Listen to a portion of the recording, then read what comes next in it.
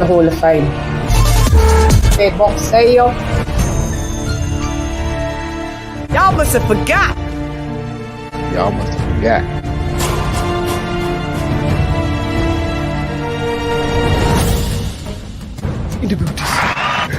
Attention.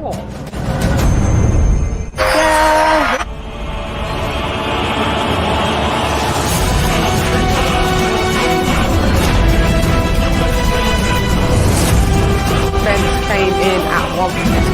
This is a mega. It's a weekly wrap-up. Just paydays. Judge on the panel. Very competitive. Done.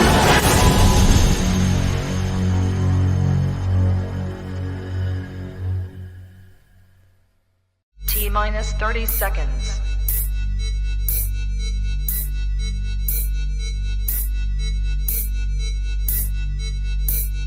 T-minus 20 seconds.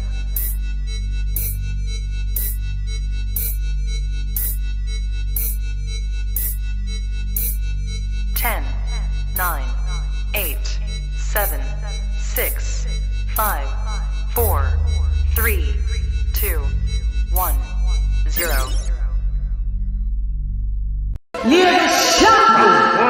Fight.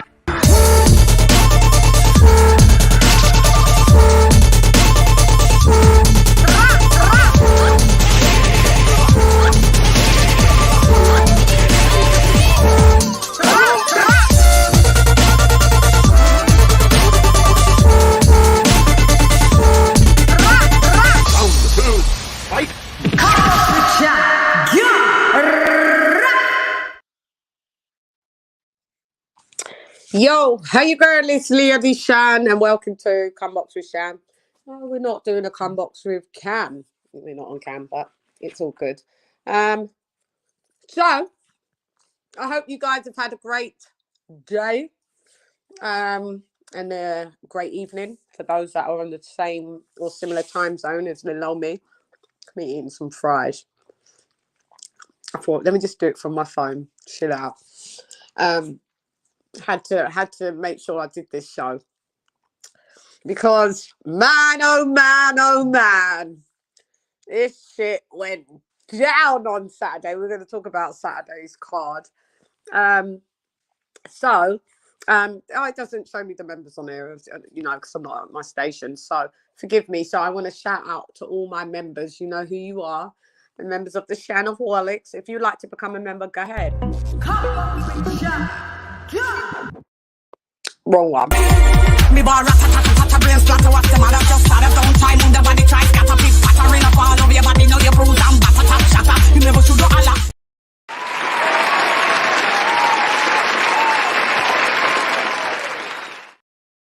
Say ding ding ding ding ding. What up down? They should give you just. You should be able to get them sounds on your bloody phone. I'm sure you can. Instead of buying like a £500 soundboard. But anyway. Okie jokes. So let's go. I'm introducing. Introducing. Introducing.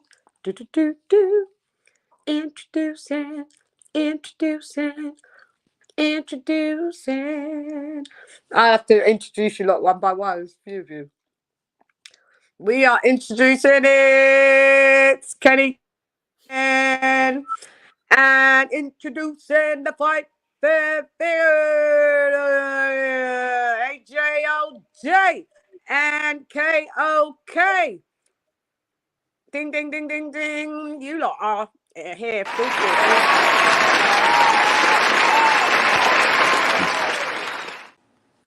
Hey, Kenny Ken. Hey, KOK. Hey, AJ. Hey, Leon. Hey, Yo, crew chat assembled. Yay. Hello, everybody. I'm still in shock at that performance, but then again, it does help when you're back. It does help when you come in big, and your opponent's the only one, following the rules and actually making weight. It works for some people, eh? Yeah, that's what I'm saying. The cheaters is in the building. We just maybe just dive right in.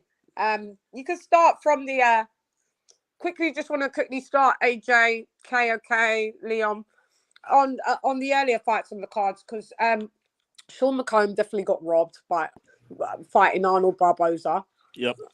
Yeah, but that was bad. That was terrible. Scrappy Ramirez was in a real scrappy fight, and he got pieced the fuck up, didn't he? That one I missed. I didn't see that one. I only saw the co-main and the main. That's the only ones I watched. Okay, so who wants to kick off? Who saw Scrappy Ramirez? Right. Oh, okay. Anyone? Even though I paid for the pay-per-view, I missed the vast majority of it. Yeah. Oh God. Yeah. No. I remember. Yeah. Go ahead then. Okay. Kickstart. You saw it. Well, like you said, it.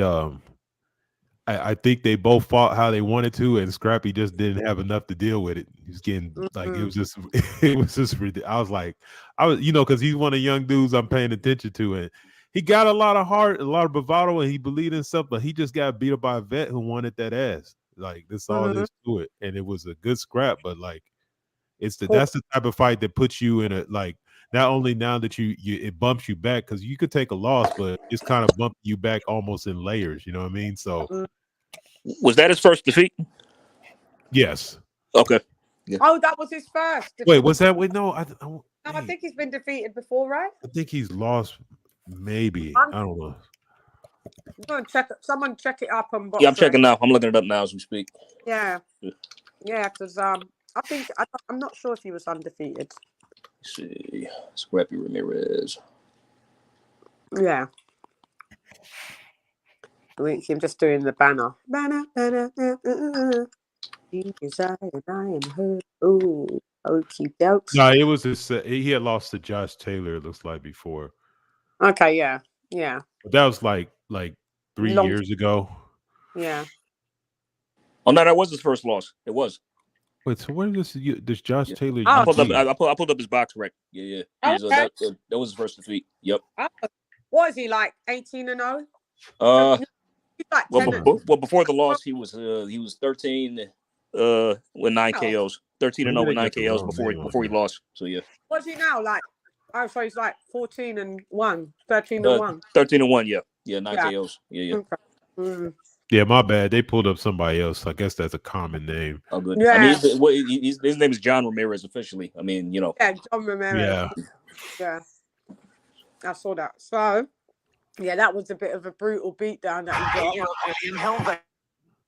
It was. I mean, he hung in there, but like I said, it's almost sometimes like people. I mean, because of how boxing gets judged, and how people be like, "Oh, he got stopped." I think sometimes guys that get stopped earlier in the match actually prolong their career because he at one point in time he was like I said it wasn't even like close. He was losing he lost a bunch of rounds. I think the closest scorecard had like two of the judges scored a wide 111. Yeah, it was like 9-3 on two of the cards, man. So it's like at some point it was like, but like I say he was competitive. He was fighting, but he was getting beat up in the process of it. It was like, wow. Like, would you like to somebody could have could we have? But I guess you want to give your fighter every chance that he was undefeated, so you don't want to do him like that. But oh wow, gotta beat him at a decent record. He only had one loss coming in on points and was 11 and 16 wins, 11 by knockout. Yeah, but he was busted up. Yeah. Oh wow, bleeding and everything. I think was it a style thing? Was it a style bad style matchup? Who was the guy's name that he was fighting? David Jimenez. Yeah. He was just a stronger dude that it was pressure, straight pressure, just rushing him, just hit hard. Bullied Scrappy because Scrappy was smaller than, well, only a little bit smaller. They're both little dudes because Scrappy's like, I think he's about 5'3", maybe 5'4". Yeah. And the other dude wasn't much bigger. It was like a Madonna type fight. He was just stronger. Like they're the same, but it's just like he could withstand more punishment and dish out more, and that kind of like Scrappy. I think Scrappy thought he was on an even playing field because I could kind of tell he was confident about it, but I don't think he realized that dude. Even though, like you said, there's similar dimensions, he didn't realize that the dude was just stronger than him. He just hit harder and he was more determined. Yeah, Wow. man. That was for the WBA interim title too, as well. Yeah, it was. So, Damn shame. Damn, they could have got I him in the think- title contention if he won that. I thought that Scrappy already held that interim title. What did? Let me see. Well, no, yeah, I think. Oh, yeah, I think you're right, Chan, because it wasn't. It doesn't say it was vacant, so he might have had it and lost it, maybe. Yeah, But he lost it. okay. No, I don't. I think it was just period because the reason I'm thinking that is because then he weighed. I think he weighed in second, like first. So it's kind of leading me to believe that like maybe that was for the title itself. I don't know though, because his prior fight against Mauricio or Pablo, something like that. Pablo. Oh yeah. There was no belt on the line. No, I'm looking it up. He didn't really have it for past fights, so it might have been on the line for this one. So yeah, It was a time. Yeah. Got you. Oh well, Scrappy.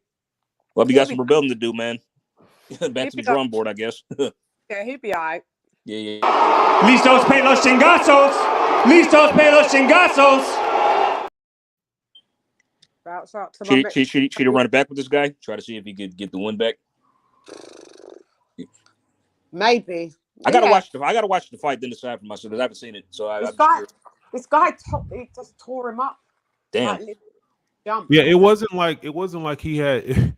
It's not like he could have changed strategy and been more competitive. That wasn't the issue. It's just the guy was just. I mean, it's just that look. Sometimes he was just physically stronger than Scrappy. That's what. Not even just physically stronger, just better than him. It's just that's all. It's like their style matchup is perfect for each other. Not like one had advantage. It's just he was executing it better. That's just all it is to it. It's just nothing. I don't see where Scrappy was going to be able to do anything about it because it was just. He just got outgunned, kind of like I said, not in a sense where like the guy was big or anything. It's just he just got outgunned. Just got kind of not outclassed, but this guy was just a little better. That's all there was to it. I was probably only about an inch taller than him, similar height, inch maybe 2 the max. But I think they was both 5'5". Yeah, he just wasn't good enough for the geezer. Damn. I kind of like Scrappy. I saw one of his fights. He was entertaining. I liked him. I was gonna keep my eye on him after that. Yeah, I do. Yeah. Just still keep your eye on him. I'm sure he'll. Yeah, let's not write the young guys off, man. Just because you lose, like Oh yeah. I'm still watching. I'm just curious how he's going to rebuild now. That's all, just to see what he does going forward. So. Yeah, still watch him, see what he does going forward for real. But okay, so who was next on the card? Was it the who was after ski mask fight? The ski mask one. Who's that? Yeah, I'm talking about where what's the name got robbed. Robbery. Oh, what the Barbosa and Sean McComb, yeah. Yeah, go ahead, you guys. That was a robbery. All right, yeah. So I going into this, I did not know about this McComb guy at all. They said he had lost to Gavin Gwynn by TKO. Never seen him fight before, so I just figured like, okay, I guess they're giving Arnold Barbosa a gimme. But the fight starts, man, and this guy, he was just very tricky and awkward, and it was just hard for Barbosa to get into a proper rhythm. I mean, because this dude just kept offsetting what he was doing. He was moving, he was countering, and throughout the fight, like Arnold was just getting outboxed. You know what I mean? It was just looking real, like just very rudimentary and poor. And I think I probably gave on the eye test maybe Arnold Barbosa no more than 2 rounds. Like 3 is probably being generous. I mean, clearly McComb was a clear winner after this. But explain to me how one of the judges had it 98-92 for Barbosa. Oh my God. Like that was just, man. But I'm not surprised though. I mean, but Arnold Barbosa is not doing himself any favors because he's been on social media talking about how like, oh yeah, we got the win to this and that. And no, everybody's tearing his ass to shreds in the comments saying, bro, you lost that fight. I was. You lost. Yeah, the proper thing to do would be to run it back, but I don't see that happening. I mean, they're just gonna leave it. And honestly, based off this, I've never been high on Arnold Barbosa. I just haven't. I'm sorry. Yeah, neither me. Yeah, I mean, it's like I don't know why Teofimo didn't just fight him because that's an easy win for Teo in my opinion. Teo would beat him easy. Teo would beat him easy. This the thing, man. McComb. There's no question. Look, Barbosa's whole team knew he lost that fight, bro. Like they were telling him in the fight, like, bro, you gotta you're gonna have to beat him. Even Sergio Bora. He even finally had to change his tune because he kept trying to carry the water for him through the fight. It was like, bro, he's getting completely outboxed. McComb, beautiful jab, good combination, lateral move. He like the whole thing is like, they're like he don't have a lot of power, but no, he got them snappy punches that get dudes up off him, and because he throws it in combinations and varies his combinations and moves, I mean, it's brilliant. Like that's why I said maybe Boston's gotten like Barbosa, like it's a double-edged sword. The dude's 32 years old. He's a pressure fire with not really good power. Like you said, I don't know why Teofimo would have destroyed this dude. That's what I'm saying. It's like this is easy work. And you could have said I beat an undefeated fire and put him on your damn, because he would have no chance against a Teo. Even crazy Teo, out of non-training Teo dusts this dude. It's like I don't know, but it was like for them to run up out there. But maybe I should have known, man, because he is a golden boy fired. And I'm like, bro. Like anytime, like I'm gonna keep it real for any of the guys that are coming from any area of Europe, and you're coming over here to fight, you gonna have to knock the dude out because they're gonna drop him several times, man. Because they gonna screw because that's some bullshit. They're gonna screw you over, man. They really will. Yeah, they were trying to compare him to Sandor. No, he's better. That McComb's better than Sandor Martin. I'm sorry, bro. He hits like he sit. It's not just movement. He actually throws punches in the combination and then moves. So it's like, bro, and 3-punch combination, 4-punch combinations, and moves out the way. It was beautiful boxing. I was shocked. Like I'm like, and then like it's a scorecard. Like, bro, did you write your scorecard before the fight even started? You can even try to play it off and give us a 115, 113. You gonna give us you gonna give us some 98, 92? What the fuck fight were you watching, bro? Like it was pathetic. That's I mean, the two judges who gave that was corruption at its finest. I mean, like that was some funny business going on, especially the 98, 92. That was just shocking. I mean, one judge had it spot on 98, 92 for McComb, and that's how I saw it. So he wasn't on the tape that night, but the other two, nah, man.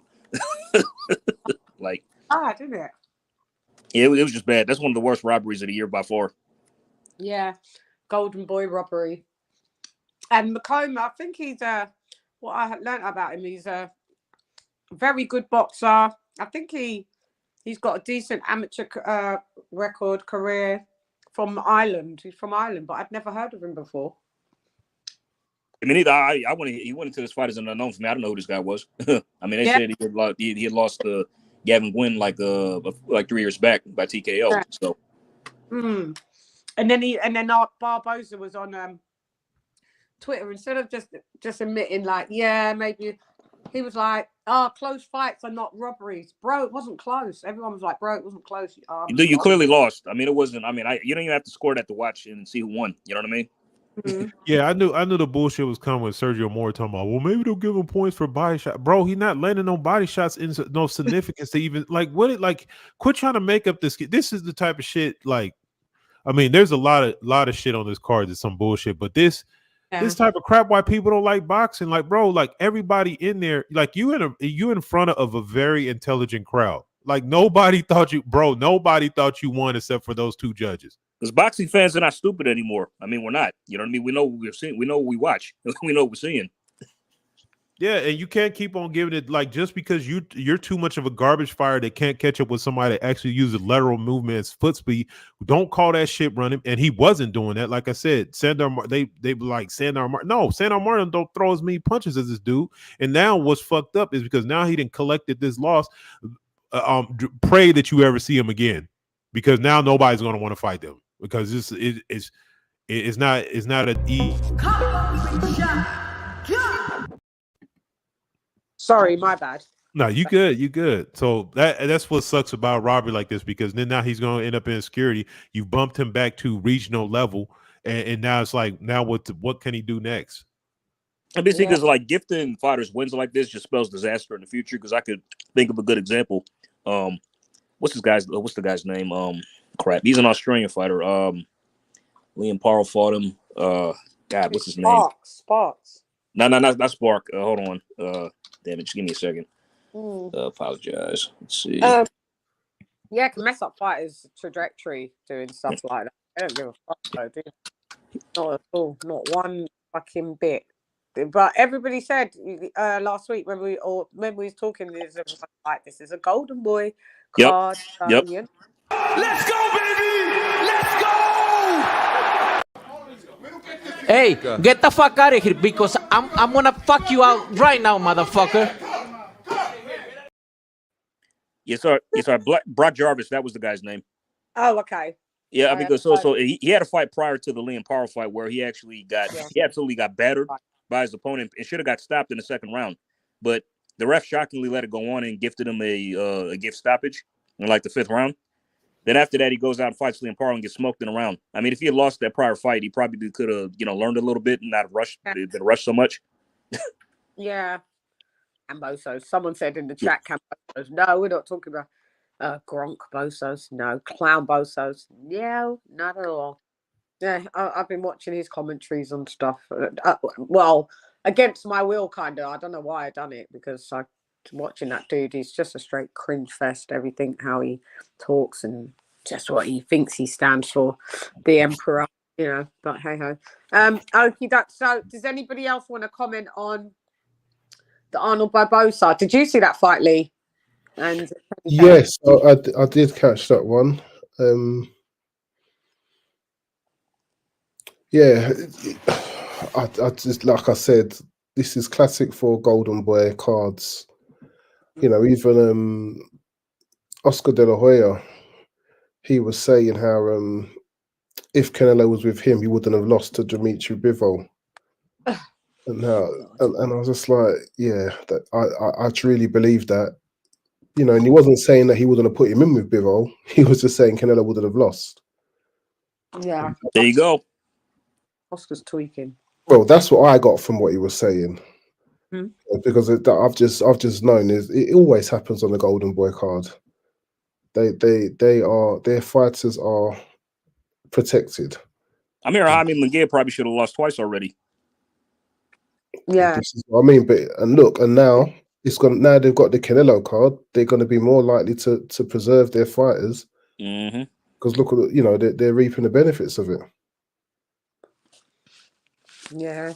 So, did you have the Barbosa fight close, or who did you have winning? Watching that, do you think it was a robbery? No, I'm sorry.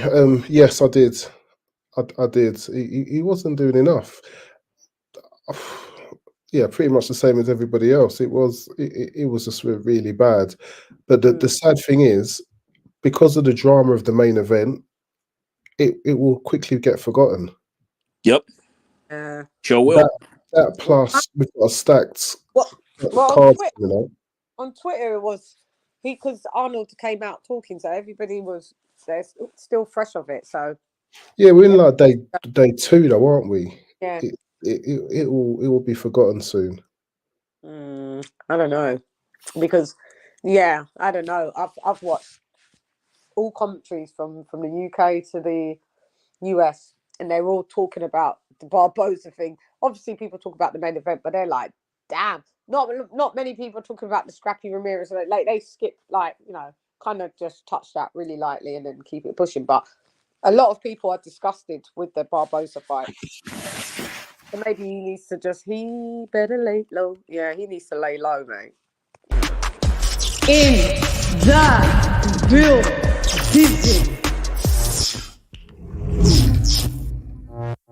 In the building. Okay, Kenny Ken, any thoughts on the Barbosa? Did you watch that?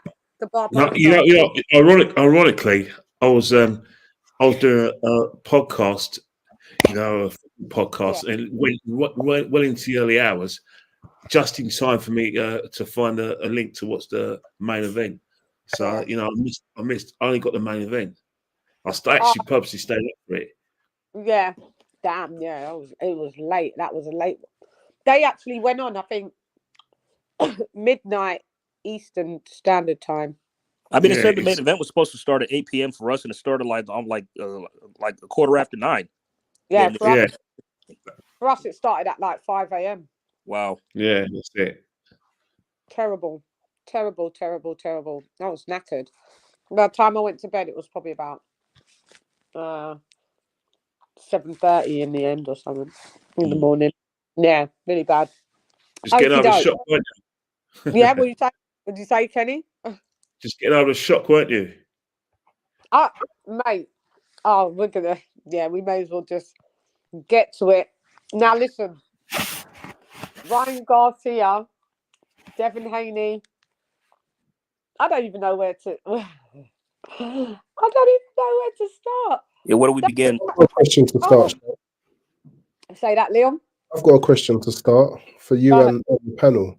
Do you guys think it would have actually been better for Devin Haney to have been knocked out when Ryan Garcia landed in the first round, rather than carry on and take that sustained beating from rounds like 7 to 11? No, Nah. because No. I wouldn't have given Ryan. Enough. I wouldn't have given Ryan the props to say he knocked me out. Now, Devin showed that he was a warrior. He showed that every time he got knocked down, he got up. It showed that maybe Ryan Garcia, you're not a great finisher like you thought.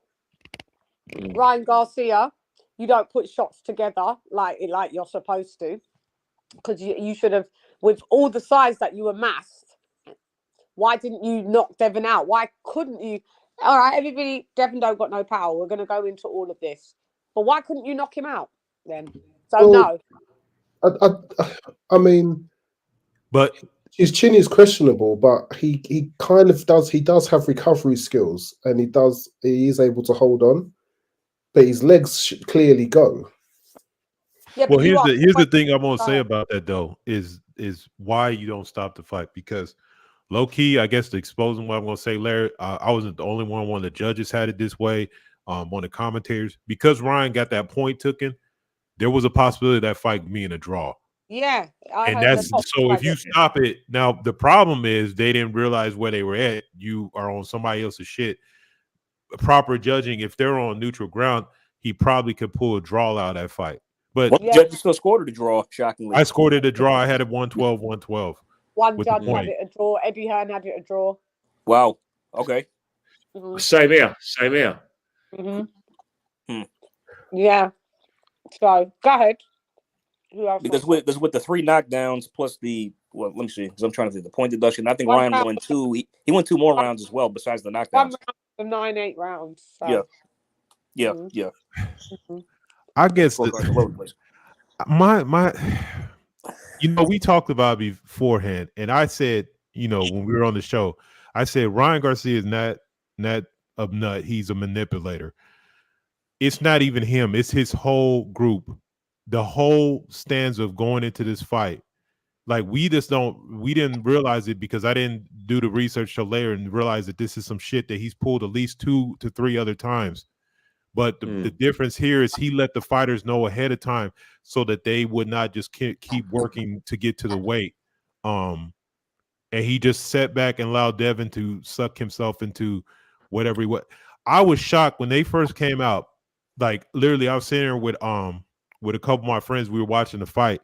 And when I saw them come out at the beginning of the fight, before even a punch was thrown, I was like, shit, I should have put some money on Garcia. Because he looked it so much bigger than it was. And that just big in the sense of just height and all that. It just looked it healthier. And Shan said it, that fucking Devin looked dry as fuck at the weigh in. Like, do you think he's outgrowing the weight then? Do you think he needs to go to 4-7? I think what it is he would be fine if he was fighting somebody that was suffering the same way he was. But since Garcia strategically made it, don't get it twisted. Like later, like when he was talking afterwards, and like I said, when I seen the other 2 fights, the last fight against Delorme, he did the same shit. Now I see this not laziness. This is a strategy of his to come in heavy. And that's why Tank did slap his ass with the rehab. And you guys know I can't stand no Tank Day. But that's why he slapped his ass with that shit, because this dude, when they came in that fight, I was looking at him like, what the fuck? Yo, you should be in there with Conor Ben. You're 147. Like, you are a full, like, this is a welterweight. And it's, it was ridiculous how much bigger he was. I'm saying it kind of makes me wonder how the Tank fight would have went if he was fully hydrated, He would have lasted, but see, here's the thing about it. About like, I don't want to shit all over Devin's camp and stuff because they got him to a place. But we talking about Golden Boy. These guys, this is old school knowledge. You can say what you want about Bernard Hopper, they're all weirdos and whatever, but they understand boxing. In that camp, I'm just keep it real. I feel like their camp, Garcia's group, completely outsmarted the Haneys. Like everything was perfect. Like when they came into that fight, when they came in and he said he was 3 pounds older, Haney should have said, his team should have said, take your ass back there and try to lose that damn weight, or we're not having a fight. But they couldn't. But they couldn't do that because there's so much money involved. But that would have been the prudent idea to do. Like, take your ass back there and you got to try to lose this damn weight. Because, bro, I've did it. I've sucked up out of the weight. And people got to understand, like, when you cutting weight at that place, when you're cutting down the weight, that's not water. That's muscle you're sucking up and energy. So even when you rehydrate, you still are depleted to an extent. And fucking Ryan, from what I understand, like a week ago, that he stopped trying to make, like, it's been weeks since he stopped losing weight. So I seen Tim Bradley said, I seen who's the announcer fucking used to be on ESPN. Mike Tyson's one of his coaches. You guys know what I'm talking about? Teddy Atlas. I seen them both say it, and like I said, they were like adamant that basically they feel like Ryan cheated. Like he came in with a advantage that I feel like I said, Haney and them should have been, if they probably were in a stronger position. Cause like if that was Floyd Mayweather and dude had did some shit like that, no, I don't want money from you, bro. Get the fuck out of here. Who's the alternative fight? I'll fight Barbosa. Cause you're not trying to make weight, bro. You're trying to do some bullshit. So, yes, I mean, but just speaking about the fight as a whole, it's just that I mean, credit to Ryan because I guess the contract really worked, because Devin just got off his game plan. He really did.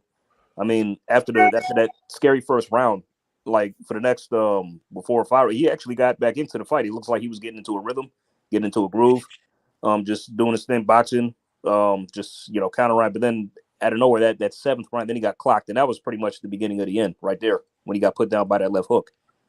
And then throughout the fight, like he just could not adjust and kind of like just evade or block that left. And credit to Ryan because like I said before this, it's like I said, Devin's gonna have to be sharp throughout this whole fight because Ryan is very dangerous when he's explosive and he's got very fast hands. And this fight, it clearly showed. Devin was just not prepared for the hand speed and just the power. I mean, whenever Ryan opened up on him, Devin could not take what he had. Do you think it was similar to when Chisora fought Usyk, where Ryan just seemed like he was coming at him erratically? But with power, that it was just difficult for a pure boxer to judge the angles because it looked like he could not miss. Yeah, I mean, because credit to Usyk and effort, he made the proper adjustments to nullify Chisora and pretty much moving out boxing. I mean, he had a rough going of it early on, but throughout that was a pretty bad example. But because I think Usyk won that comfortably. Yeah. But I mean, it was tough for him early on, but he had to adjust, and when he did, yes, it wasn't even close at all. So yeah. Now I think it's worse than that though. I'm gonna keep it real because now I'm gonna lay the blame where it's supposed to be. I thought it was all cap. The Haney camp talking about that he was gonna fight him in the center ring. That's exactly what he did. Like when we were talking about how Brian could win, one way he could win, fucking Devin and them provided for him. It's like he stood. There was no lateral movement. He did not duck under the punches. Like it was.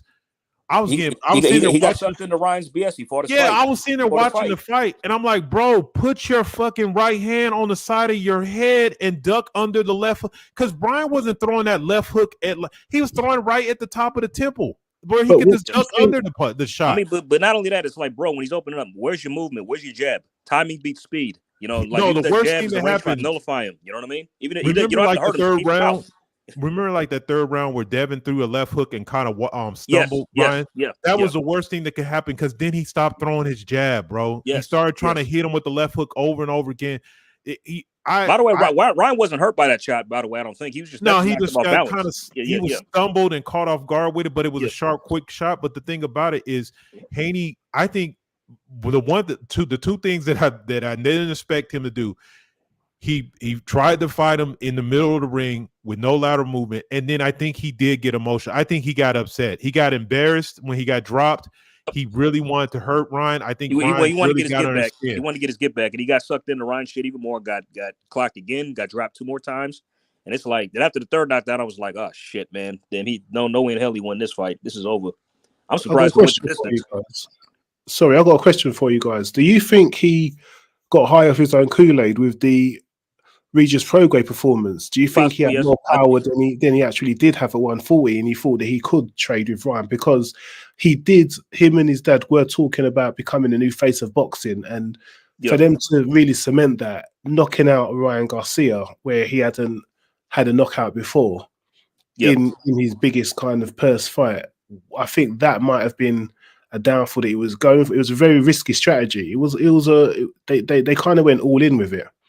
And it paid off. Hey, but it's bigger than that, bro. Sorry, one second, okay. I'll let you cook in a sec.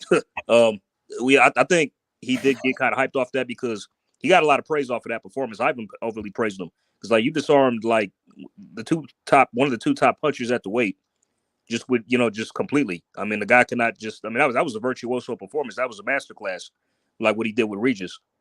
And so, he was riding high off that. So I think, there was some. Yeah, he probably just, got juiced up by just on his own hype just a little bit.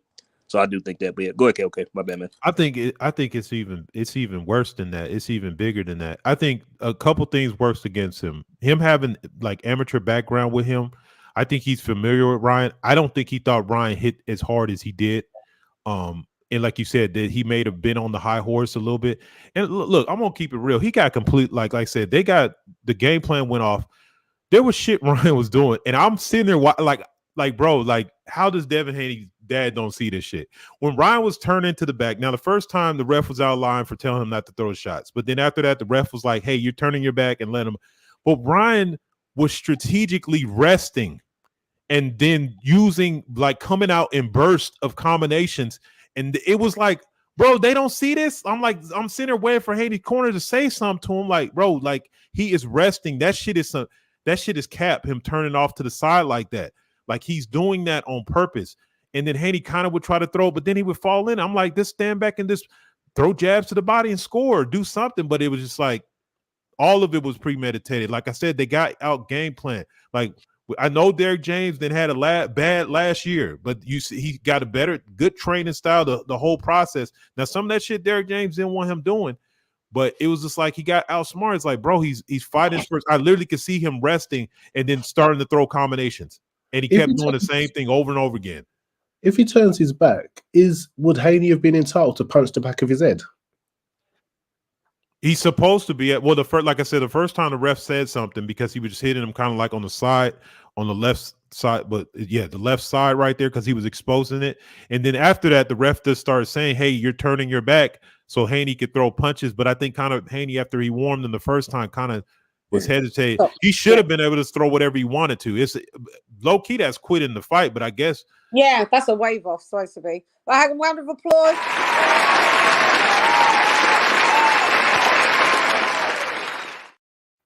Hey Shelton, love you. You are back. How are you, man? How you doing? Yeah, it's been rough over here, man. You know, my mother-in-law just passed. My mother-in-law just passed, so we were taking care of her since July, and she finally passed. So we planning for a funeral. That's why I've been away. But R.I.P. man. Yeah, she's in a better place, man. She's not suffering. It was rough over here, you know, to watch her suffer like that for those months. But, you know, we're going to bury her on the 4th. And, you know, I can get back to my boxing talk. Now, how you guys been? How's everybody been? We've been good, man. Just talking all right, man. Just chilling. Oh, my God, Shelton. That card day before yesterday was just crazy. We're on the main event talking about Haney, the tactics that. Wow.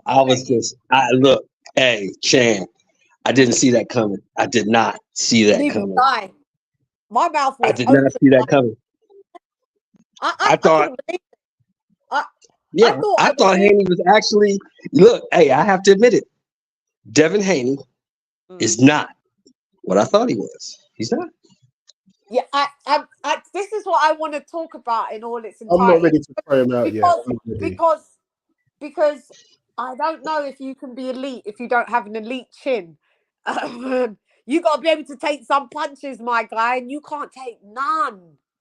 But it was unfair how Ryan, like, there's so many variables in this. That's why I don't even know where to start. Like Ryan is acting godly, but really he's the Antichrist. This is the thing that makes me laugh, because everything that you did was so ungodly. But you talked about Jesus, but you cheated, you deceived, you lied. You know, it's just like, whatever, dude. Just like, yeah, like every time he spoke, it was, yeah, we don't want to hear about your stories of the Illuminati, you know, things that you've just learned, you know, in your enlightened moment as a 25-year-old. We've all been there, but I don't know if your mind can actually take the information that you've ingested and like still stay sound mind. He's not of a sound mind. I don't care. I don't think that was a ruse. I think he is off. I think he's weird. I think he's got issues, and he's a bit of a cheat, to be honest. Now, would he have beaten Devin Haney if he did make 140? He could still have.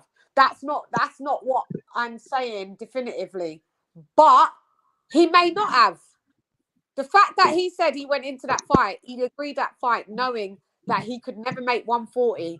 Listen, like you guys said, Devin should have either said no, but you can't, KOK, you can't steam off 3 pounds. That's like, it's not safe. Not safe. If you're 2 pounds, anything 2 pounds and up, it's good. Most of the time, the commission will just say no, it's too dangerous. You won't be able to get that off in like a few hours, because they had the weigh-in at like the proper one, the official one at 11, and then the ceremony one, or the official one at 9, and then the ceremony one at like 11 or 12 midday. So that it just wasn't going to happen, and they planned for that. Oscar De La Hoya, Bernard Hopkins probably all knew. I didn't remember. I kept telling you guys. We spoke about it last week. We knew he wasn't going to make the weight.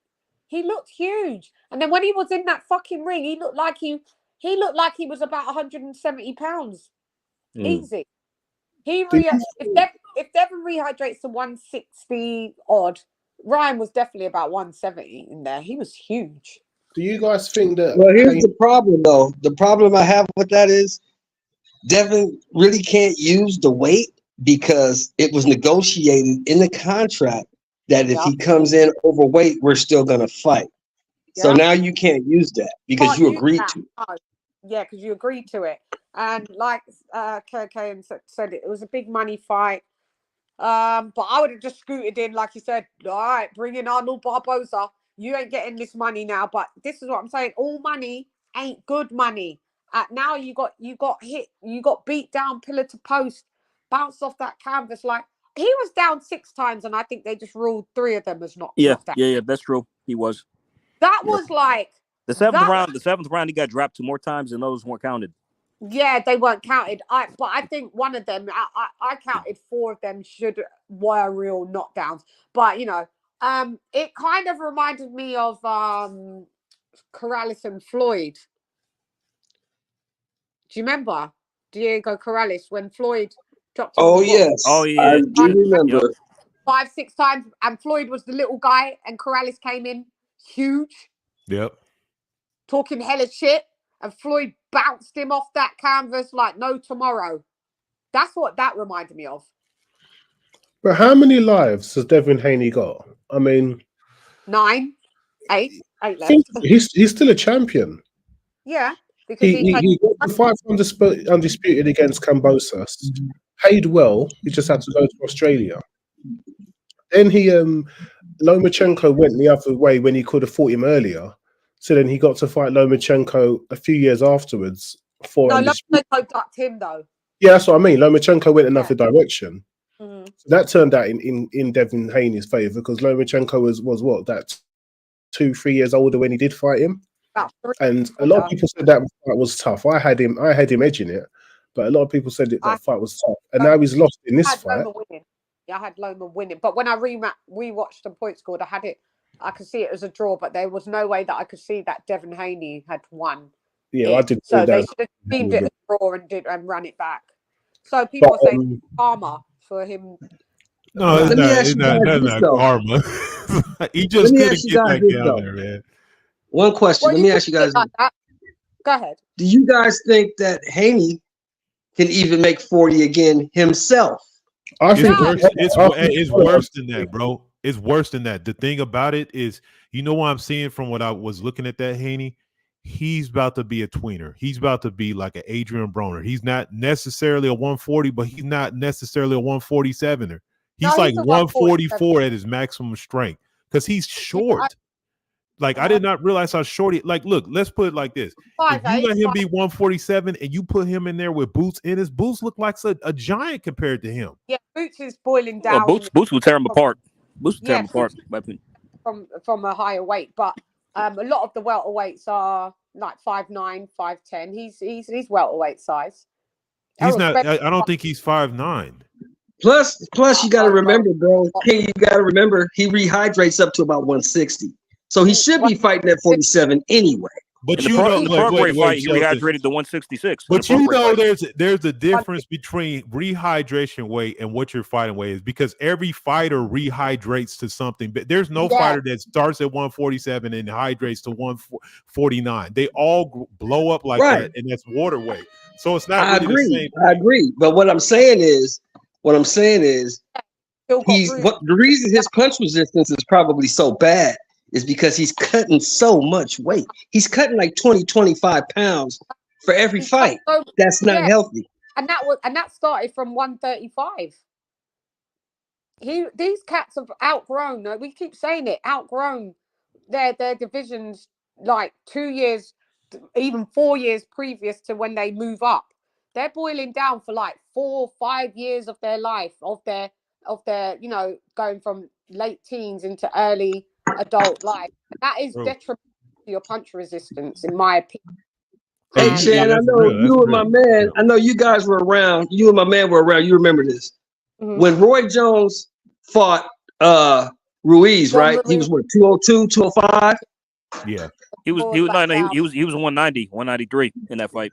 Yeah, something like that. And he cut 25 pounds to get back to 75. Am I right? Yep, he did. Yeah, and he said he was never the same. And what happened? He looked absolutely terrible in the first fight with Tarver, that got knocked out by him in a rematch. Yeah, he said that was the worst thing he could have ever done, because it cut muscle. Yeah, because the problem with Haney, man, I think there's, I'm gonna keep it a buck. There's a reason why he's dwindling down to that weight, because at 147, that chin is a knockout waiting to happen. And it's look, I'm gonna take, who's the guy that knocked out Rashidi Ellis, the dude from Venezuela or something like that. Miller, he didn't knock him out. He decision him. He dropped him several times. Yeah, he's a 35 pounder. You talking about Roman Villa? He's a 35 pounder. Roman Villa. Yeah. No. Yeah, well, no, I mean, Rashid Ellis was like what's in there, like 147. I'm gonna be honest. I'm just saying Roman Villa is a 35 pounder that moved up. He spent most of his career at 35. He spent most of his career at 35. That's crazy as hell. Wow. I'm just keeping it real, because I'm not shitting on, like, there, like I said, I understand there's levels of chin. There's a Mir Khan chin where you get concussed, and then there's these fighters that get hit hard and they get dropped, like a Ike Corte, a Rigondeaux type chin, where they get, if you pop them, they get dropped. The Tommy Hearns type chin. Yeah, they recover quickly, but it's like you can drop them if you catch them at a certain time. But I just feel like at 147, it's like detriment, man, bro. Because I'm just thinking that's why they keep dwindling him down. Because if he's getting weakened to the point, like you said, 140, I think low key that last fight he was there, that probably should have been the only 140 fight he had. He's terrible on the scales, and I think Shelton and I years ago said when Haney moves up to like 140, 147, he's going to suffer his first loss. We said that, Shelton. Yes, we did. I remember we said that. I remember that. We did say that. And then this is what's come to fruition. He don't got an elite chin. He can't take a punch, and he can't give a punch, because after he was punching Ryan, there was no snaps on his shots at all. Like, Ryan was like, this is not. Ryan started to showboat towards the end. He got so disrespectful, didn't he? He was. So what do you guys think? What do you guys think of Ryan though at 47? How do you think he will do? He's gonna get knocked the fuck out. He's chinny himself. Yeah. He got dropped by Luke fucking Campbell, who is not a puncher at all. He keeps cheating because since moving up to 140, he's never actually fought at 140. He's fought at welterweight, catch weights. He's never fought at a true 140. Oh, except for the tank for the rehydration, he came in. He had to do 1-6. But they made it clear. Sorry, Shan, but they made it clear that now he's the A side. They're going to be using all the tricks to get things in their favor. So I'm expecting catch weights and rehydration clauses and all kinds, because he's going to be the one offering the money. That's true. Yeah, He's gonna... I mean, but going forward, do you guys think that Devin's chin will be even worse after this if he continues to fight? But well, that's why I thought he might be better. I mean, or I should say, his punch resistance. I should say so. But don't want the cat to retire. He's done great things still. Like, you know, it's just going to be hard moving on. I think he can still do some good work, but I mean, I just think he needs to skip 140. That road to undisputed at 140, he's going to have to take a rain check on that one. Because you're not going to be Matthias, which I thought you would be able to, but you don't seem to be able to adjust that.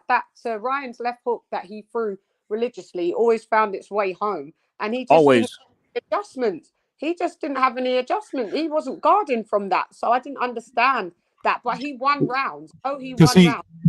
Because he got a fatal flaw in his jab that I don't know, maybe it was just this particular fight, but wait, hey, could you mute your mic real quick? Like above the water. So okay, but no, it is a future flaw. I mean, it's a flaw in his jab. Now, I hadn't seen it before, but I'd seen some people point out he almost has a Jermaine Taylor style jab where he fucking throws the left hand out and pulls his right hand back. And that's why he was getting, it's like, that's why I kept yelling. I'm like, put your damn hand to your side of your face.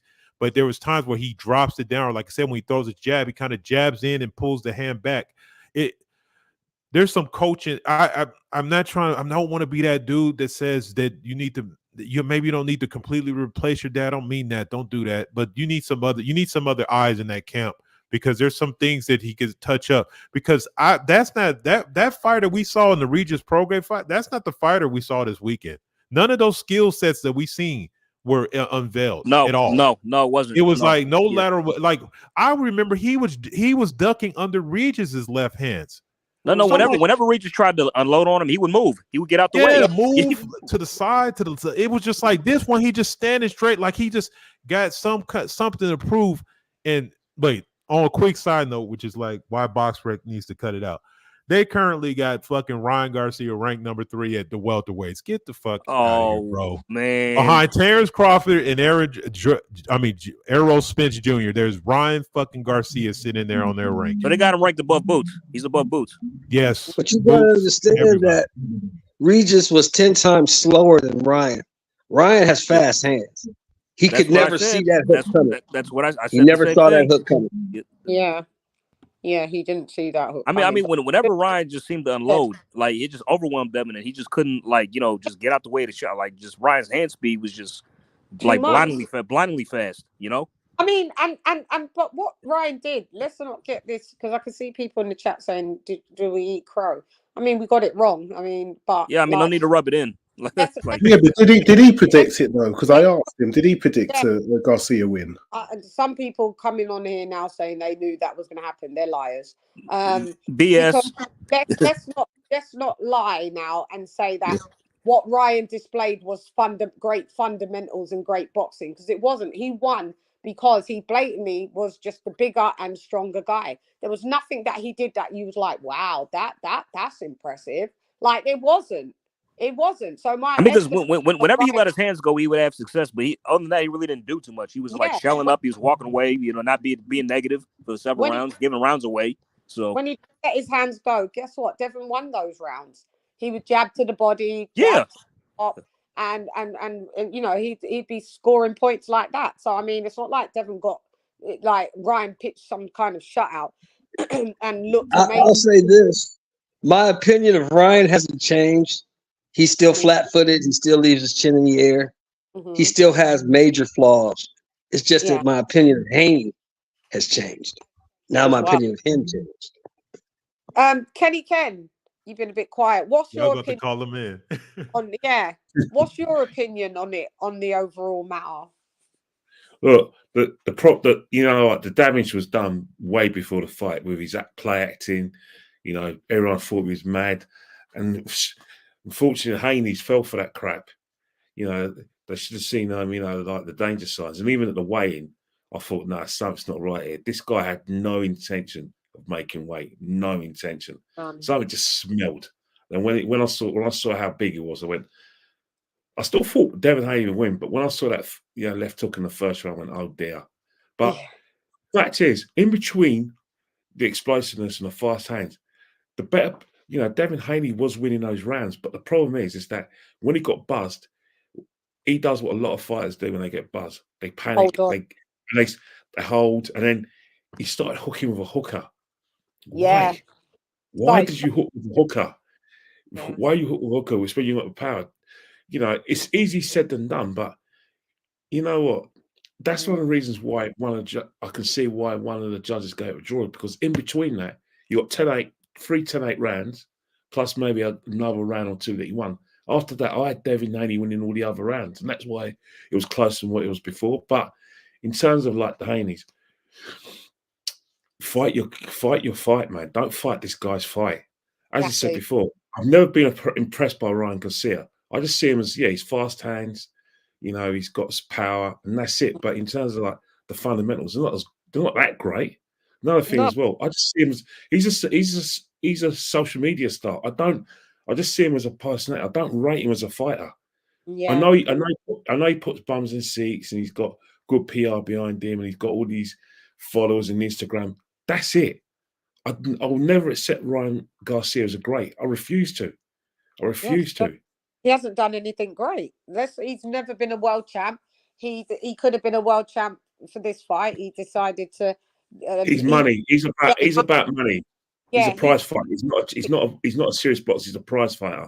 Yeah, he thinks he can switch up all the rules, and the thing is that people are allowing him to switch up the rules and going along with it. But then when their favorite fighter gets robbed, they're the ones that are calling outcry that the judges need to be sorted out. That referee was refereeing shit and all of that. But then when someone comes in, doesn't make weight, does all of this fucking antics and circus fiasco shit, right?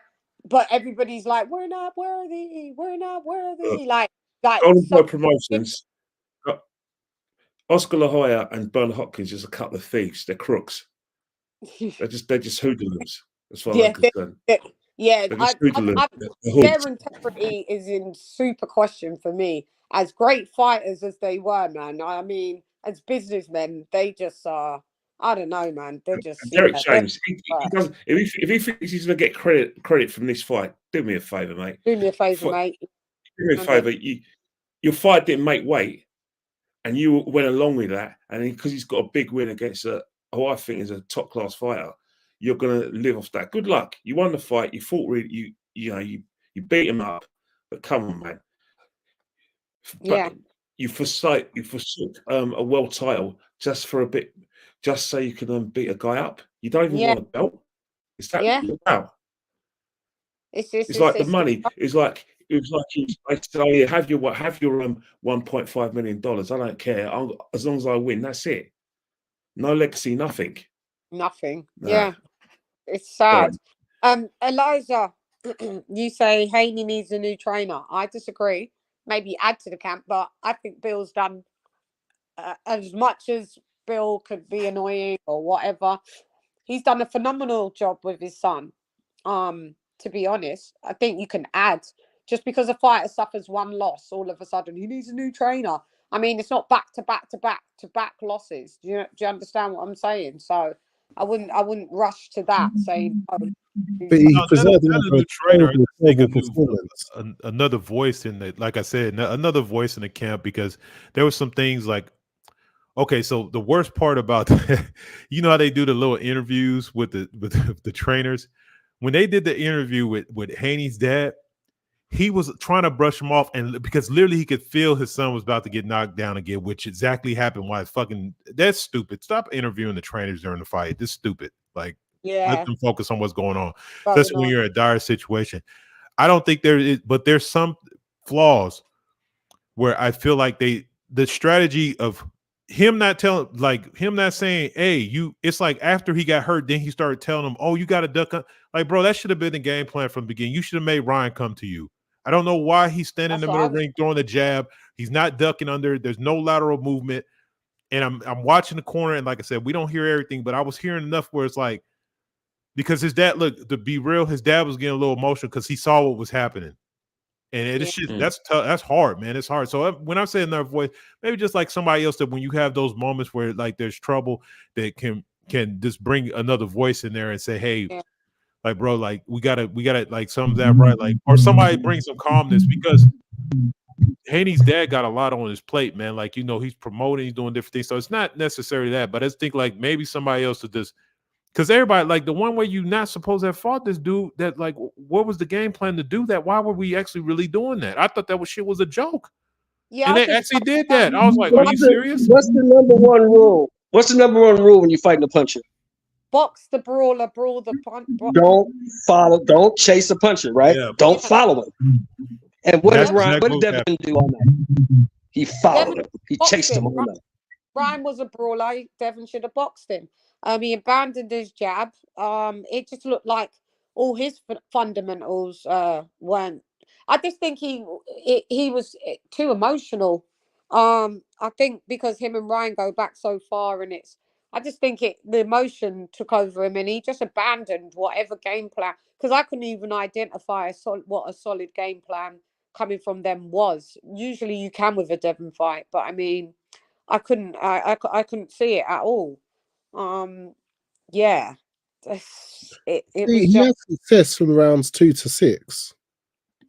Yeah, he did. That's what I'm saying. So he won rounds where Ryan wasn't flurrying. Yeah, like those rounds he gave away, he didn't do much. Those down rounds, Devin won. Ryan clearly was just recharging, and then just unloading lever. But the 3 knockdowns are 6 points, right? But except for one of the knockdowns, he got a point taken away for the punch after the bell or after the break. Am I right? It was on the break. He punched him. Yeah, that was a 9-8 round. Yeah. I mean, so he had 5 rounds in the bank with the 3 knockdowns. He had 2 points for each knockdown, plus the 1 point taken away. That's 5 points. All he needed to do was win 2 rounds, and he wins the fight. Yeah. So that's why a lot of people still had it a draw. No, that's the way he scored. It's 1 extra point. So basically, let's say you go 6 rounds to 6. It means you win 6. You win by 2 points. So basically, Devin only has to win 7 rounds for it to be a draw. Yeah, because that's what happened. So if everybody feels like Devin wants it, so you give Garcia 5 rounds, but because if he doesn't hit, which he should have got a point, he did punch him. He looked at him when they were breaking him and punched him in the face. So if he doesn't get the point deducted, then there is an argument. I have it 113-112 for Garcia. But without the knockdowns, the fight is, like I said, it's an even fight. Like, I mean, it's 7 rounds to 5 is what you're scoring it. So 2 points off for the drops makes it 112. I mean, excuse me, 113-112. Then the point gets taken, makes it 112-112. Yeah. And I think Greg Maddox or whoever that was had that same score, and one of the judges had that same score. It's 112-112. So but when you're getting a breaks beat off of you, it's hard to get consideration from the judges in any close rounds. Yeah, that's true. And he just looked desperate. It was just difficult for. I can see why they never gave him any consideration, because he just looked desperate in there. Like he was hanging on by a thread. Great survival skills, just poor recovery skills. But the thing about it is, it was like feast or famine with Ryan. So those rounds where he was just destroying them, then the next round he's not doing anything. So it's kind of like he's giving those rounds away. But like I said, it's hard to overcome getting knocked down 3. The scorecards on the other guys like clearly reflected the fight, like clearly like going away, because like you said, he did look desperate. But even in the midst of getting hurt, he showed heart. You know, he kept going. He wasn't going like he wasn't going to allow himself to get knocked out. He just wasn't. Like the third one, he actually took it, which I think was the worst shot, because his whole face looked off into space, and he got up quicker off that shot. I'm like, is he like, what the? He just determined at some point in time, I'm not going to fucking lose. I'm not going to get knocked out. I'm going to lose, but I'm not going to get knocked out. Daniel Agnew's got a good point. This will be a good one for a rewatch and point score again. I wouldn't mind. I'll be open to that for sure. Yeah, that'll be interesting. Because I actually didn't score it live myself. I mean, I just just watched it, just because it was a lot going on. So just I would like to rewatch and rescore just to see what score I come up with, just to see if I actually have it to draw.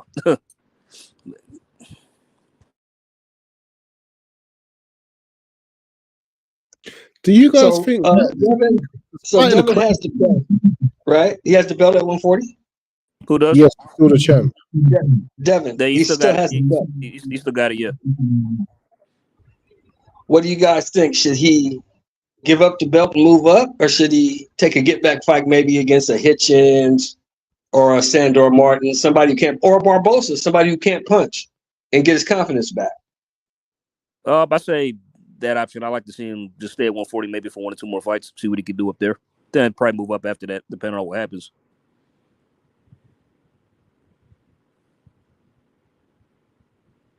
I'm a little torn about that, man, because I'm keeping it real, like I said, and Chann's pointed out many times. I know he made the weight, but bro, it's like I don't know what the, like I said, if he was any, and it's not even like a little bit percentage off. If he was not like the most dedicated fighter is when it comes to like making weight and training and shit, if he was like 10% off, this motherfucker would be missing weight. It's like it's between the snack and the nutrition and all that shit is allowing him to do it. But I don't know, man. I really don't know how much longer he could do it. Like you said, did I hear he had to strip naked to make the weight as well? Like he was really on the edge of making 140. I think so. I'm not sure. That's why I'm saying we're not really privy to that. It's just I'm going off the eye test of how he looked, and it looks like it's taking a monumental effort for him to do it. But if he can do it comfortably and run it back against, like you said, these non-punchers that really can't, maybe get some credit. But then where do you go from there? It's kind of like a very awkward situation. At 147. Has Crawford left any vacant belts at 147 for him to try and possibly fight for? No, he still got 3. Okay. Well, I don't know if you guys heard, but the Madrimal fight is signed for August 3rd in Los Angeles. Yeah, I heard. I think the press conference is this week, right? And it is. Oh, you know what he said last week? It is for the WBA. The WBA is going to be in there because Charlo put his petition in too late. But Turkey said that he wants him to face Boots as well. So I can imagine all of the governing bodies wanting to keep hold of some of that Saudi money. So they might let him keep his belts at 147 and see if he's who he can face then. Good point, Kenny. I didn't think of that. Good point.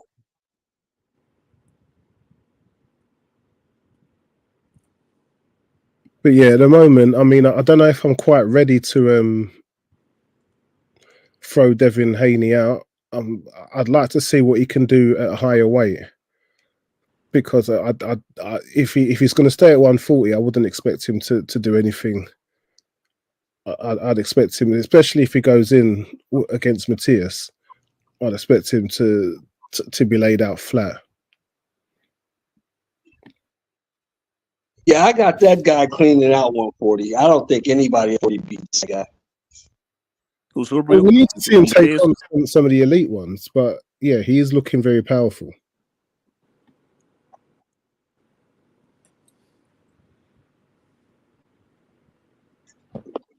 I mean, because he has all the attributes you need. He's relentless. He throws short, compact punches.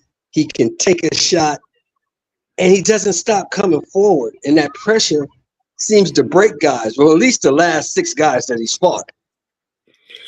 But if we're saying that his dad isn't enough in his corner, what trainer could do him any good?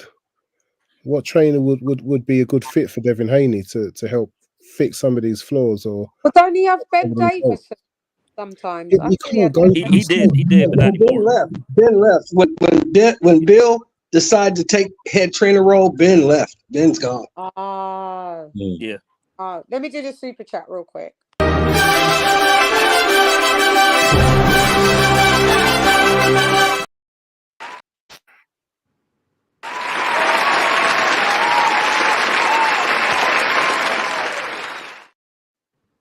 Actual hechos en el edificio. Gracias for the $4.99 for dropping that $4.99 on your girl. Thank you for that. Massively appreciated. Glad to see you back because we be chopping it up on on Twitter, don't we?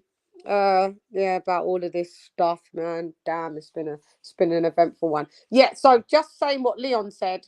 140 when he was weighing in for the 140 limit. Yes, on the official weigh-in, Devin did have to strip naked to make it.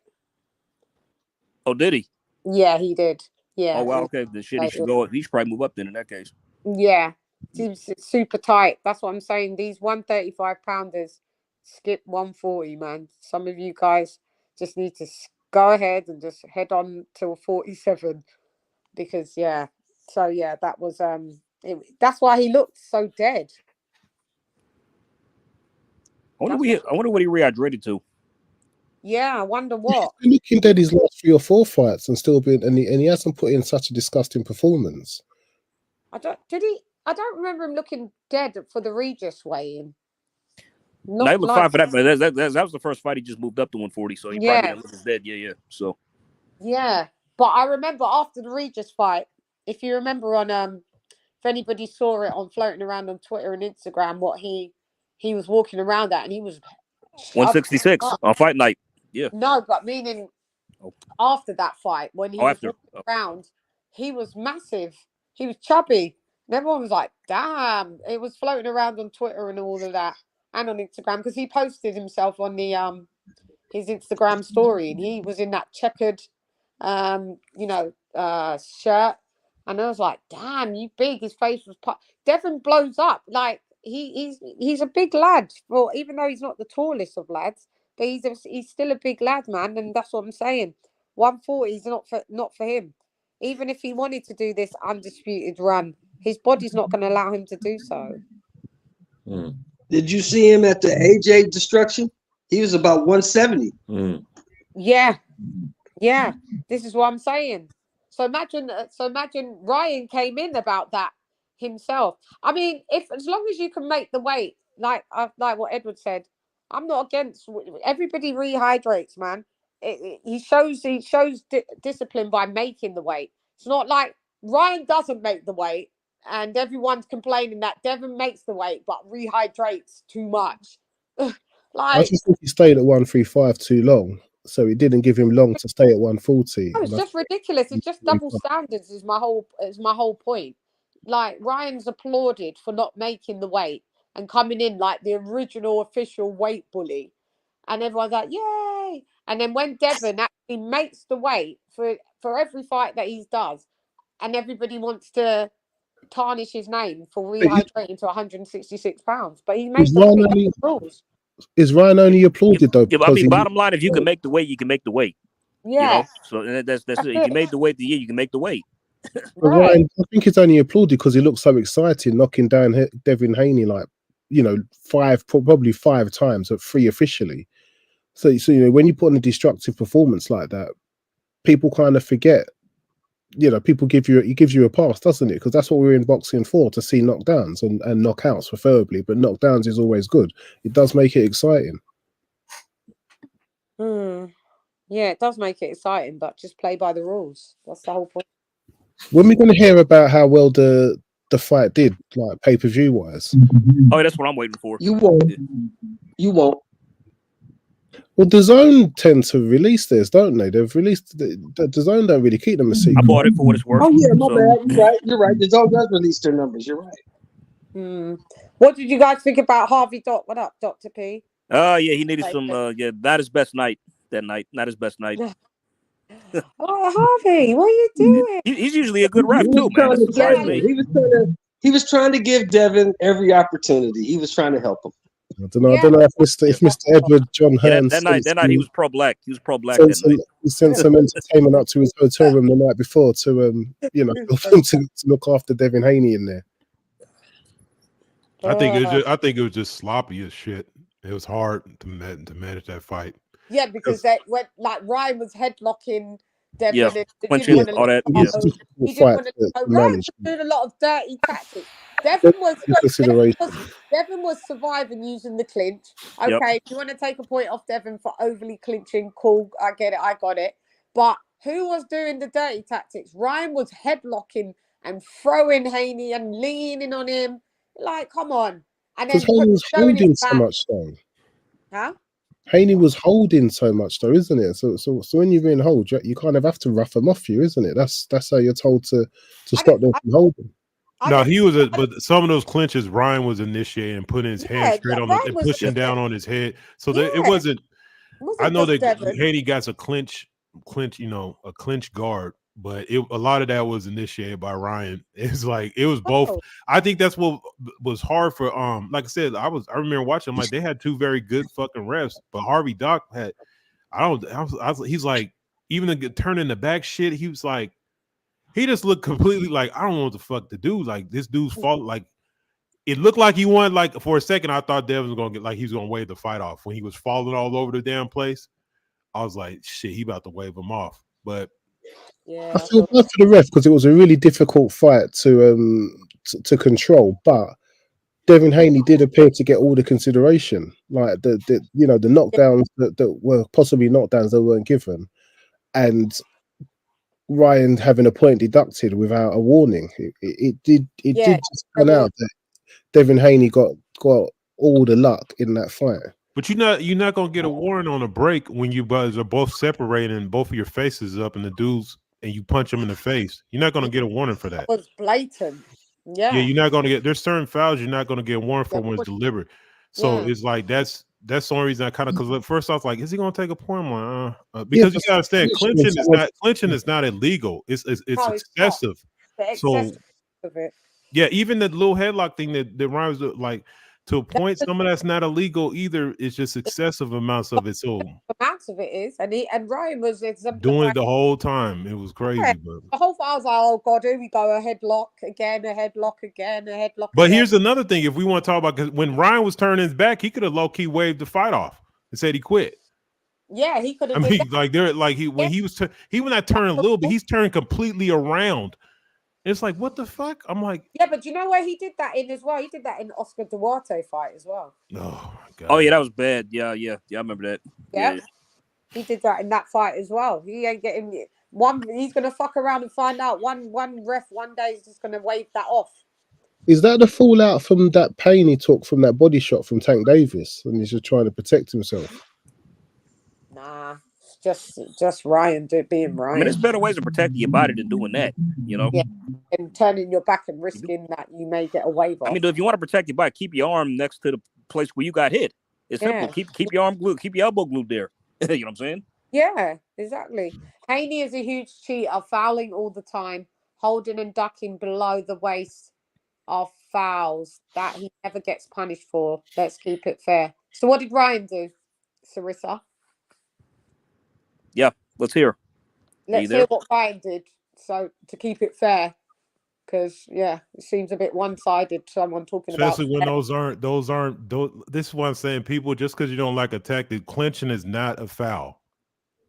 Yeah. It just isn't. A clinch it. Look, if you guys like understand, clinching is part of boxing. Now, like I said, when people are like this grabbing and putting the hooks in and doing that shit over and over, like that's just part of fight, and there's ways to stop that from happening. So guys, quit trying to make like that's not a foul. But like I said, if you hit somebody on a break, that's a delivered foul. If you hit somebody in the nuts, that's a foul, bro. Like those aren't legal tactics.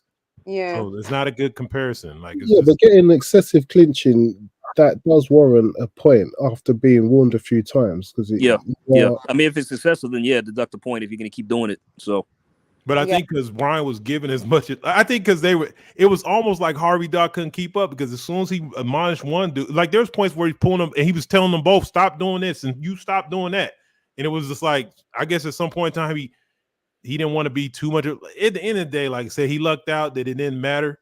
But it probably would have been bad if fucking like if Devin had won by like 5 points or some bullshit because it was a hard fight to ref, bro. Like I said, there was some parts where I was just like, what the fuck? Like diving in and grabbing him, and then he's grabbing him, and it's like he's holding his neck, and I'm like, it was it's like it was a mess. It was a little bit of everything. I mean, I think the commentators even said Harvey Doc's gonna have his work cut out for him. Yeah, of course. And they were lying. They weren't lying, mate. Poor Harvey Doc, because I like him as a ref. But yeah, I just he reffed the Spencer Crawford fight, but to be fair, any ref could. That fight didn't need a referee. So he's one of few refs that you see that you don't think. Well, it could have been worse. He could have been Tony Weeks. I mean, he's one of few refs you see, and nobody thinks, oh well, he's the ref now. Oh my God, we all know that one dude in the UK, and there's Tony Weeks. There's dudes when you see them they're like, damn, my dude's gonna have to knock him out because this dude's gonna find some kind of weird stuff or wave something off. Like so, because Chad, remember we before the Madrimov Kurbanov fight, Steve Gray. Remember I mentioned, oh shit. I was like, oh God, not him. Then he stopped the fight early. And then he stopped the fight surely, as predicted that you said. Yeah. We're like, oh God, here comes Steve Gray. Yeah. Hey, Chan. Yeah. Speaking of that, what do you think of Madrimov? What do you guys think of Madrimov? Well, he's a green geezer, isn't it? I mean, Terence Crawford's gonna look green, but he's a good fighter. He's green, but he's good. He's good. But I think Terence Crawford's just got way more experience than him. He's like this guy's like what 10 and 0, 11 and 0, 11 and 0, 11 and 0. Yeah. I mean, it's not a money fight unless the Saudis are bankrolling it. But I mean, it's a belt. Yeah, it's in the works. I think they're gonna announce it this week. So it's the closest thing to a tune-up for a championship fight you could have. Terence Crawford's gonna ice that dude. I'm not like I've got off the train of the anybody with a Maganov and one of these type of names, and because like not all of them are great. And bro, he's about to get. It's gonna be bad. Like it's gonna be bad. I don't think he makes it past 6 rounds. If Terence puts the gas on him, like I think he can stop him very easily. Yeah, he's too green for a Crawford. Why? What do you think, Shelton? Do you think it's problems? Well, I'm with you guys. I'm with you guys. I think Crawford's gonna ice this dude. Yeah. He's a good fighter, but he's not ready for the level of Bud Crawford. Yeah. Now, what Crawford's angle is, if you haven't heard, he's trying to get the WBO to strip Fundora, and he can fight for the WBO and the WBA in this fight. I go for that. Go for that. They need to be unified. And the thing is, with Madrimov, he's a small 154 pounder as well. Same height as Terence Crawford as well. 5'8". So it's pretty even keel in the body metrics. Who's got the IBF at 154? Huh? Who's got the IBF at 1? I think it's vacant, bro. No. Murtazaliev has got that. That's the that guy was the mandatory for Jamar Charlo for like 4 years. He recently picked up the belt by stopping Jack Koke. He fought him for it and stopped him. Okay. Well, good. If he was the mandatory, I'm glad he's got the belt because Charlo held out way too long. He did, but he's got the Murtazaliev's got the IBF now. So yeah. I mean, it's a belt, isn't it? And like you said, if you can get 2, Crawford's time's running out. He's getting older. Yeah, he's one of the. Yeah, I think he's got maybe I'll say a year, 3 fights at this level, maybe 3. I don't know. I think he might be aging like fine wine, Crawford. But I think he might last longer. So I think maybe he's got about 2 fights. Yeah, 2, 3 at most. 3. I think he might go 2, no more than 3 at most, but that's it. 3 depending on the opponent. If the Saudis would bankroll him versus Boots, I would only like to see that at 154. Boots would have to move his big fucking self up for that, because you do have Terence Crawford's old IBF belt, so you're gonna have to do what I want you to do, mate. Because I already had that belt. So if you want to, if they want to bankroll that, I'd love to see it. I don't feel that Crawford should go, unless if he wants to go back to 147 just to wipe the floor with Boots and take back his old belt. Bud already said he's not going back to 47. He made that clear. Okay. Yeah, well then 54 it is then, Boots, old Jerron, because you look, he was standing next to Ade at the weigh-in at the Haney Garcia weigh-in, and even he looked the same size as Ade, and Ade is 100 and between 185, 190 pounds. Wow. And Boots looked because even Ade said it after Boots walked off. Ade was like, he looks the same size as me. He's just like that. He's a massive. Damn. I mean, but Chad, even before that, like he took a picture with Caleb playing. He looked bigger than Caleb in the photo. Yeah. Yeah, I met him in Atlanta at the Tank Barrios fight. And that dude's every bit of 6 foot, and every bit that night he was about 180. He's a big kid. Yeah, that's what I'm saying. Ade's 5'10", 5'11", and 185. I think he said he was 190, but he's lost a few pounds, so he's 185. And Boots just looked the same. They just looked like they was in this. If Ade was a boxer, they would be in the same fucking weight division of like fucking super middleweights. It's like, let's have that right. That's just crazy. So Boots better mind himself that you don't want to follow in the footsteps of boiling yourself down for too long, because I already know you've outgrown that already. So, you know, and then you move up to 154 now, thinking that you've got that punch resistance, and then you're just gonna get. I'm ready for a domino effect of upsets. So what does Garcia do next then at 147? He said he's taking some time off. Oh, good. Go. He did. That's what he said on Twitter. Yeah, he said on Twitter today. Yeah. Oh, well, leave us alone. Thank God. I mean, your career best win, and do you want to take a break? Nice.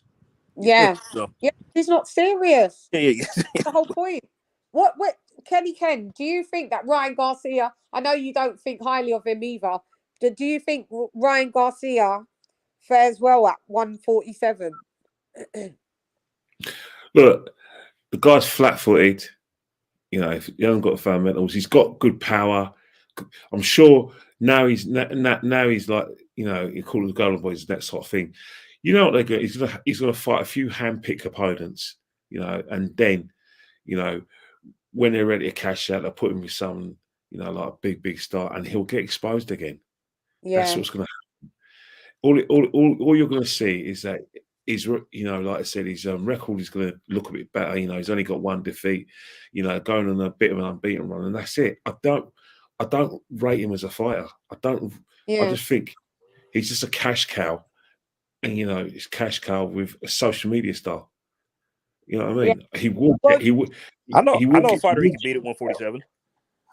Hang on, let Kenny Ken finish. Yeah, go ahead. My bad. I'm sorry. He will get knocked out. He will get knocked out. Yeah. If he fights someone, you know, a big puncher and someone who's got the fundamentals, he'll go down again. Simple. Yeah, I agree. Go ahead, AJ. I think he can beat Conor Benn at 147. What do you guys think? Well, I was just going to bring that up. With that, they're doing. Oh, you sort of Are they both? No. Oh yeah. No. Bad for him. Bad for him. Bad for Ryan. Punch. That's bad for Ryan. Stay away from Conor Benn. Don't do it. I don't know about Conor, man. It's like really he ain't been. I don't know where to place Conor. I've never been on all that hot on Conor Benn. Never. I think Ryan does him.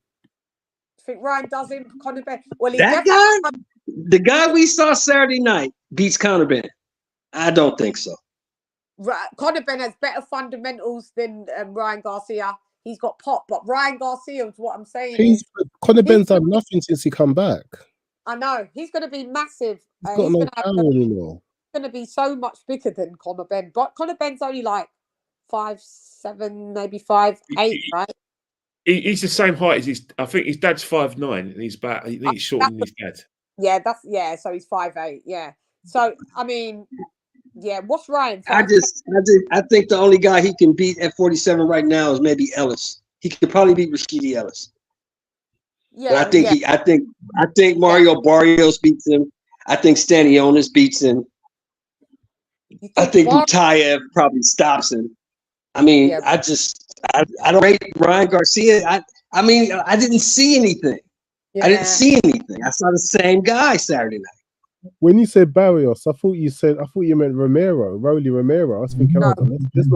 No, Mario Barrios. Mario Barrios beats the shit out of Ryan Garcia. I think the guy Ryan beats him Conor Benn though. I think he beats him. I don't know. What do you guys think? I mean, well, how would Conor Benn react to Ryan's hand speed and punches if he was to hit him like he hit Devin? That's the thing. Yeah, don't know. I don't think he'd take him well. I don't think he would. I think. No, I seen Conor Benn when he came back with those fights at 154 and within a catch weight and in the 154 limit. I think he did get tested and he did get chin checked and he looked pretty solid within. I mean, the performance wasn't the greatest, but he clearly won. But I mean, he did get. Is that the Dobson guy? Yeah, but they were tune-ups. Tune-ups aren't there to hurt you. You know, they were tune-ups. That Dobson guy can punch, and he's a very durable guy. And he got hit flush numerous amounts of time in that fight. And I mean, he weren't on the clear street. I think he's got a better chin than Devin. I think. Well, the thing with Ben is not going to let Ryan breathe. He's going to be in his face. He's going to be all over. Ben's relentless. You got to give him that. Yeah, he's relentless. Yeah, it's just that's I'd be interested in that. I don't want to hear them not doing this back and forth and just Twitter shit, and then they ain't gonna fight, mate. So listen, drop a. That's getting annoying. I'm getting tired of that. I think that is a fight that both will like, and there's pay-per-view in England and pay-per-view in the US. And Conor would have to come to America though for it. In the UK. So he'll have to go to the US. I think that is a very likely fight for Just Ryan. think if Conor hadn't had his ban, like if that would take place in the UK, like Ryan going over there to fight Conor. Right. You know, I don't think he would have gone. Garcia versus Ben in the UK is a That's huge. That's huge. That's huge. I think it's more in the US though. I think it's more in the US. Yeah, I'm just saying if it was in the UK, that sells out like literally in 20 minutes. 20 minutes. They'd have to there'd be no point doing it in the O2 arena. That's 20,000. Do you feel that? That's a massive fight in the UK, bro. That's massive over there. What about the London Stadium? You know, because obviously he's a West Ham supporter. His dad's from Ilford. What, doing that Olympic 60,000 fans. What, the Olympic Stadium? Stratford, isn't it? Yeah. London Stadium. I don't know. 60 might be a bit much. I don't know. It probably could, but it depends on the undercard, though, isn't it? Yes. And you can get that undercard. How much? Fisher is he matching Fisher the heavyweight? Yeah. What's the capacity? Yeah, so he's from Rockford, isn't he? That's nearby. Stands, but probably more for boxing. What's the capacity in that stadium? 60,000. 60,000. You can do more for boxing, isn't it? So, but it's that might be a bit too big. It might be a little too big. Maybe something more in the maybe the 40,000. East End boy, Conor Benn, East End boy. Yeah, I know, but to fill out 60,000, I know Ryan Garcia.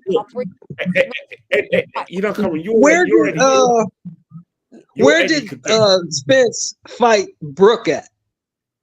What's that city? Was that at the O2? That was in Manchester, O2. Yeah. That was at the O2.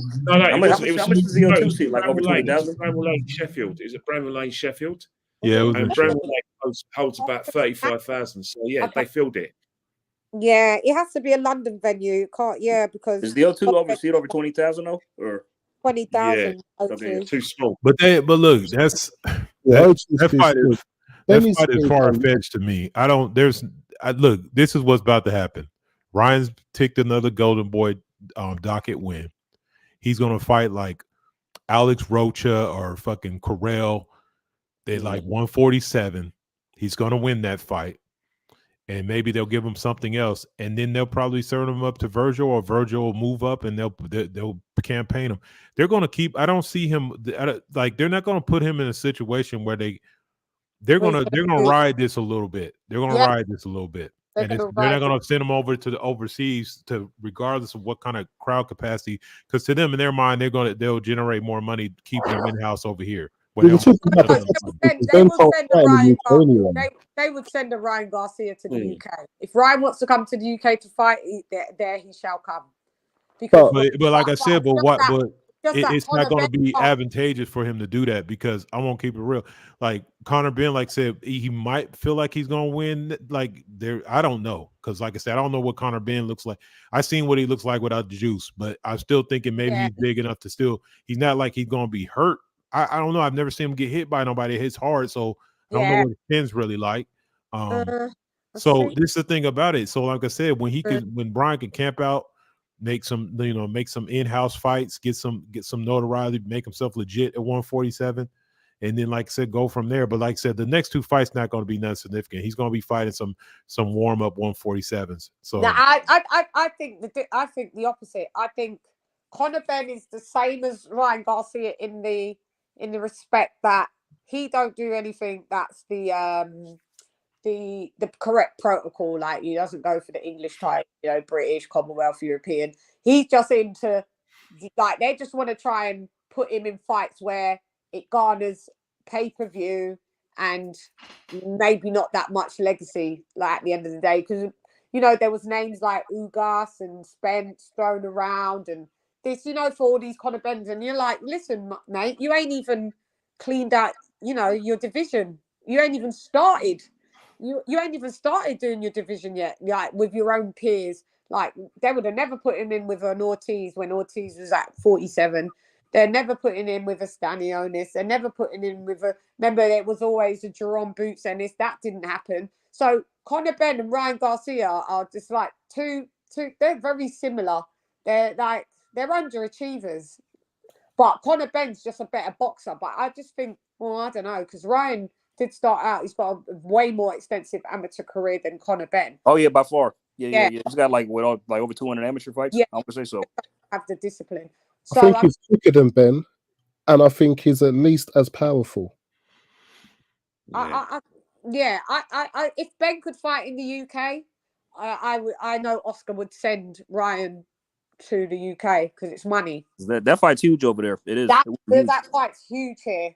Huge. I think it's but the thing about it is huge in what way? Like, I'm sorry, a smaller crowd here, like American pay-per-view is $80 a pop. You can't do that going over to UK because it's going to pop up here in the middle of the day and nobody's going to buy it. But UK people will. Yeah, but like I said, we talking about $80 a fight. You can. It's literally a 4-to-1 ratio in the amount. So literally, like if you sell 1 million in the UK, you only have to sell 250 to make the same money in America. I mean, so they charge us $80 a pop. Yeah, but what I'm saying is, I don't think you guys in this fight would be the main demographic. So, I mean, it doesn't really matter. You lot are going to be charged through the roof regardless. Hold on, right? I mean, because like in terms of the fight being big. Hold up! Everybody, stop talking over people, man. Sorry. And then I lose my train of thought. So basically, you lot are going to be charged through the roof regardless. You're not the main demographic. Like for the Haney Garcia fight, the UK wasn't the main demographic either. That's why we had to stay up till 5 a.m. Yeah, but we still had to pay pay-per-view for it. So the main demographic for Ben or Ben Garcia, I'm sure it's going to be Garcia Ben. It over here is the main demographic. That's a massive fight, massive. So if the Americans want to tune in the day, then you can. If you don't want to, you don't. I mean, you're not the main demographic on this fight. You got a Londoner that's on pay-per-view here, and you've got an American pay-per-view fighter as well. So what does Ben average his sales right now? Well, before I guess the bullshit happened. I'm not sure. What he would. Does anybody know what Ben's PPV numbers were? But I just know they always put him on it. He never fought on a pay-per-view, did he? Before, like, has he ever been on one? He's headlined a pay-per-view though. Did he? Yeah, he's been pay-per-viewed, Ben, hasn't he? He headlined though. That's the thing. Yeah, he headlined pay-per-view, hasn't he? Yeah, he has. But I don't know what his numbers are. I just know he's headlined he's been on more than one pay-per-view. Is it only one? I mean, main event. 3. So 3, you said 3. No, I said I've seen all his fights on his own for free. Like that's because you got to remember, just because they're free for you, we get still charged. Got you. Okay, right. Yeah, you got it. Is he doing a main event on a pay-per-view though? I don't think I'm. Because obviously he's definitely been on the undercards of pay per view. He's been on undercard. No, he's not. I know he's headline fights, obviously, but they weren't pay per view. But he's been on cards that are pay per view. Yeah, definitely, yeah. But I mean, so all right. So with that in consideration, to pay Ryan furthermore. And if they fight in the UK, it's not going to be free, is it? Ryan's an established pay per view star, so they say now. So it's going to be pay per view regardless for the US and the UK. Yep. And just why I say I think the fight would be big in the UK is that because let's just say like if Conor wasn't dealing with all his BS, like he was on track to become like a huge draw. Then like you got an American with a huge social media following in the US going over there, they're gonna still watch him.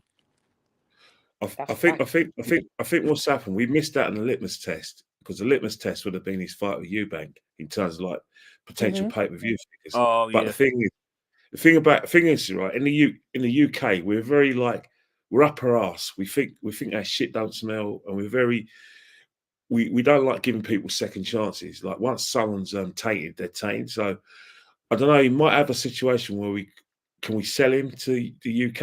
I don't know. I know boxing. Anything goes in boxing, but I don't know. Depends really if in a situation because before the fallout of a Eubank, 100%.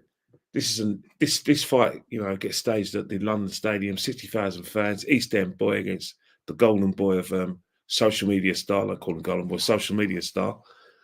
That sells out. Now, Eddie's got his work cut out. He's going to have to use every ounce of his promotional ability to, sell Conor Ben at Garcia fight in the UK. Because, as I said, we're a bit... We're very much here. Like, I don't agree. I think we, as boxing fans, regardless, UK, US, we pretty much, if there's a big fight, put things but as a pay-per-view, though? Yeah. Pay-per-view, Ben, after fan adjustments? It's only going to be 20 quid, Ken. Yes, but I'll pay it. Yeah, it's only going to be 20 quid. I'll pay per view. Yeah, but remember that casual fan, though, casual boxing fan, casual boxing fan. And lucky you guys, they're robbing us. Casual fan. So I guess that it, either the American casual fans, some of the little girls that that run around after him, and the lads and that I'm seeing. They'll spend the money to watch a Ryan Garcia fighting in the UK to fuck up a Conor. I'll promote it myself. Forget it. I'll do it myself at the London Stadium. It's easy. East End boy. Yeah, it's easy. That's a massive fight. I'll tell you, he's a West Ham fan, and boom. Yeah, I think it's a massive. Sorry, there's a West Ham fan in here in Leon, isn't it? Is Leon West Ham? Yeah, Leon's a West Ham fan. I don't know if Leon can hear us. Leon, you there? I don't know. He might be muted. You guys can see. I can't see. I'm just saying. I just don't think that. Well, they think that Ryan's a pay-per-view star. They think they're trying to say face of boxing. So face of boxing means that you can put him in with anyone, and it's a PPV. Listen, him fighting and he's calling out Isak Cruz. Listen, that fight's just a joke.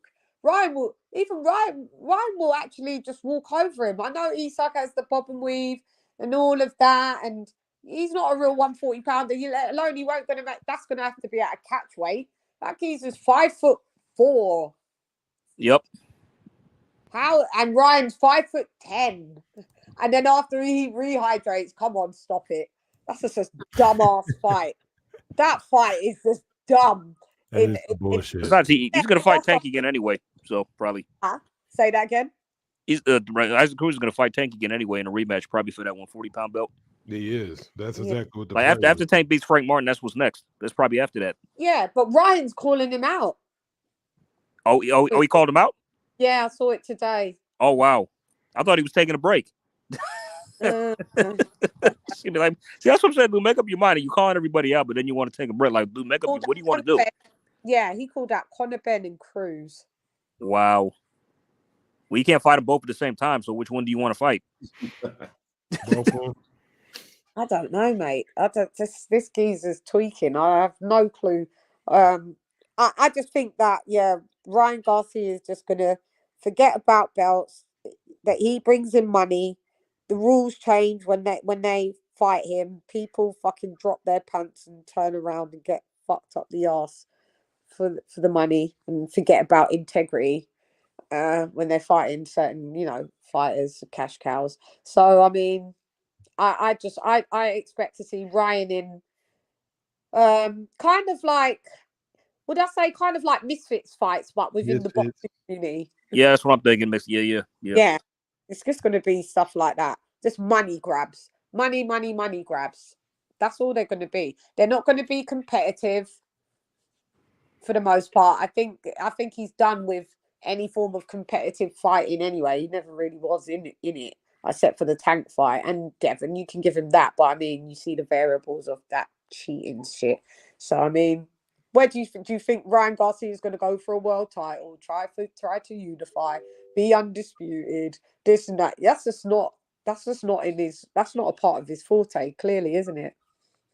No, he thinks he's above the belts now, and in a way, like keeps getting high profile wins like this. He kind of could be in a way. He doesn't really need to fight for titles, if I'm being honest. I mean, well, then you're a joke of a boxer. Yeah, I mean, but that shouldn't be the goal, though. I mean, it's like you could do challenge for it, get a belt. I mean, have some like credibility or have a bargaining chip, Yeah, they'll put him with Rolly Romero. That's a big fight for the two idiots over there in America. Two idiots facing each other off. That's another money fight that was supposed to happen anyway, but I think that ship sailed. I think that shit would have had more of a chance of happening if Ryan had lost.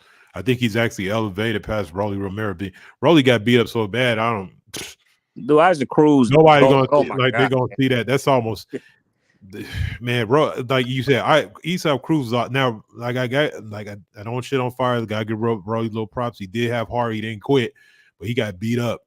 And bro, he got ragdolled throughout that fight the whole time. Like he this is what we gotta look at, man. With 147 is about to go through this cresting where it's changing. Like Boots ain't gonna be there that long because whatever. And then, like I said, Crawford, if you look at 147, it has gotten extremely open. So he could fuck around, get a belt up there eventually, like in the next year or so, and fucking just pull some crap and fight a bunch of, have their version of top rank diet with a tile. Because I mean, let's think about even the Virgil Ortiz. I mean, you seen him again, but I really probably couldn't name nobody he's fought. Let me see. Stanionis, Maurice Hooker. Did he fight Stanionis? He did. He beat him. Yeah, he did. Oh shit, I missed that. Damn. Yeah. Somebody finally got rid of Stanionis. Stanionis has been lingering as a contender for like 5 years. Oh no, sorry, my bad. No. You tripped, man. I know I would have seen that because that fight. But that's what I meant Kavalauskas. He beat Kavalauskas. That's what I meant. Sorry, that's a Kavalauskas. Yeah. See what I'm saying? So even if you name those couple dudes, like for him to be like we've been seeing him as long, him sliding up. So yeah, I mean it's gonna be kind of wide open. I mean, if he can start, like I said, y'all see the box recs on that bullshit, like WA, for him to be number 3. Basically, he's the number 1 welterweight because Errol Spence is not at 147 no more, and Crawford isn't at 147 no more. So they literally got him ranked as number 1.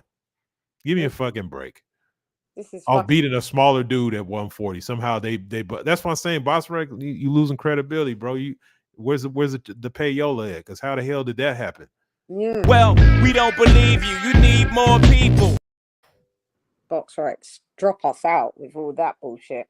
That's why you can't even look at BoxRec unless just you're looking for the fights and use it how it's supposed to be used. Their ranking shit is a bit, it's just crazy. When we saw Sergio, remember when we saw him ranked still at number 3?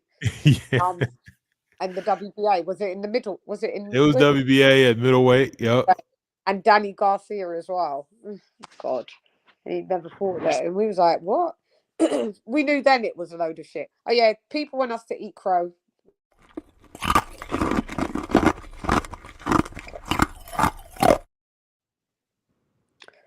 If that makes people feel better. Delicious. I mean, when you out here actually trying to pick fights, you're gonna win some, you lose some. That's just how it is. Everybody want to come in and talk about E. Crow, but what was your pick before the fight? Oh yeah, we didn't see none of y'all, so it is what it is. Yeah. Everybody doing a 180 coming out. Oh yeah, I picked Ryan. But not. Hold up, wait. Are you sure about that? How do we know? Like, they're lying. Well, we don't believe you. You need more people. Fucking liars. Hey, look, it was so bad even when Ryan was Ryan was winning that fight, bro. If you looked at the line on the damn thing, they still had him losing. Like Vegas still thought he was gonna lose the fight, bro. So it's like, come on, man. Nobody's seen that, bro. Sorry. Cut it out. Minimal people saw that. Let me do the super chat. Super chat. Let's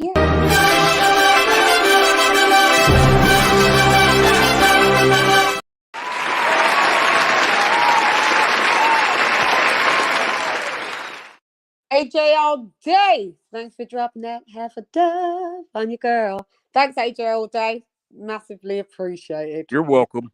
Thank you very much. Appreciated. Yeah, always appreciative. Thank you for the super chat as well. Actual facts, hechos. Thank you for that as well. Yeah, so I don't know where Ryan goes. I don't really care, to be honest. Like, I just hope he just jumps off Twitter for a bit and take your break, relax, enjoy your money, your millions. Yeah. I don't know. So Devin Haney now. Let's get into that, shall we? In the building.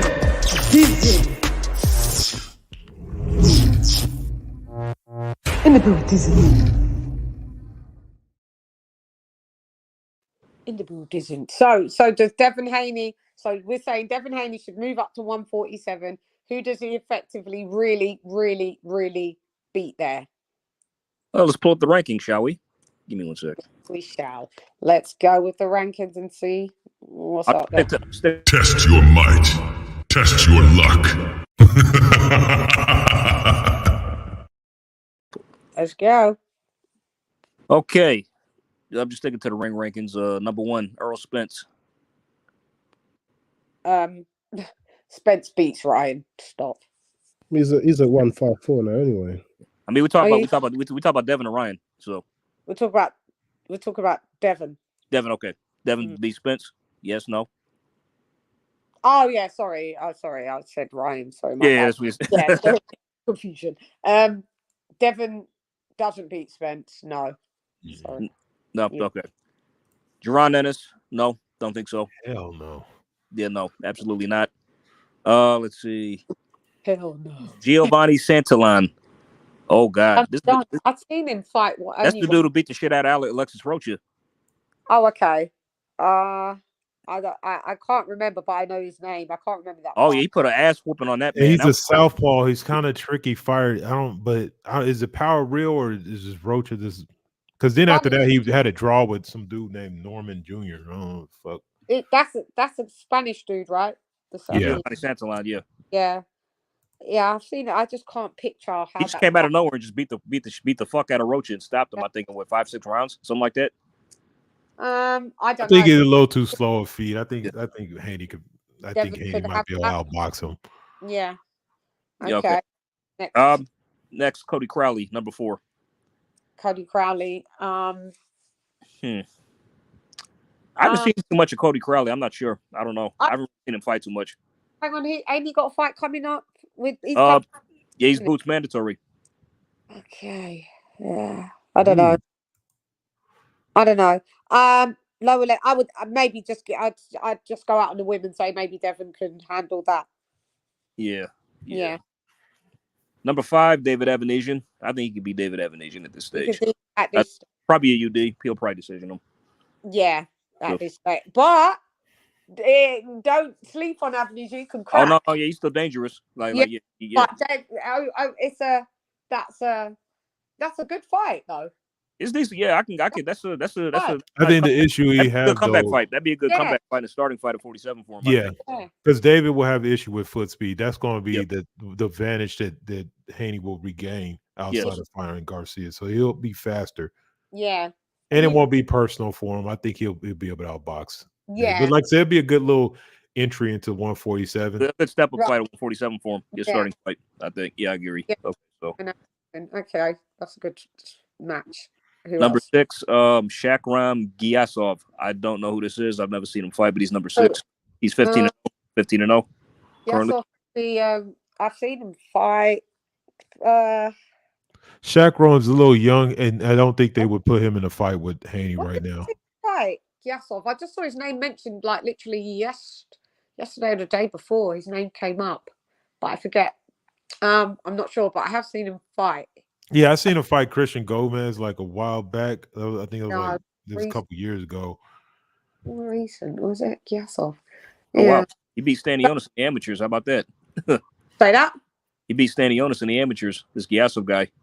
Okay, so then could be really good then. Trying to place where. When was his last fight? June of last year, 2023. Yeah. Who did he fight? No, he fought in February. Hold on, let me see. Oh no, you're right. No, you're right. Yeah, you're right. Okay, sorry. Pablo Cesar Cano in February. Yeah. I wonder, did I see that then? You saw that, Edward. How did he look? He got good skills, man. But I'm gonna be honest, his opponent was low overmatched. The dude got like 9 losses, man. It was like, oh yeah, that was on. That's the guy that stopped Linares in a round. Pablo Cesar Cano.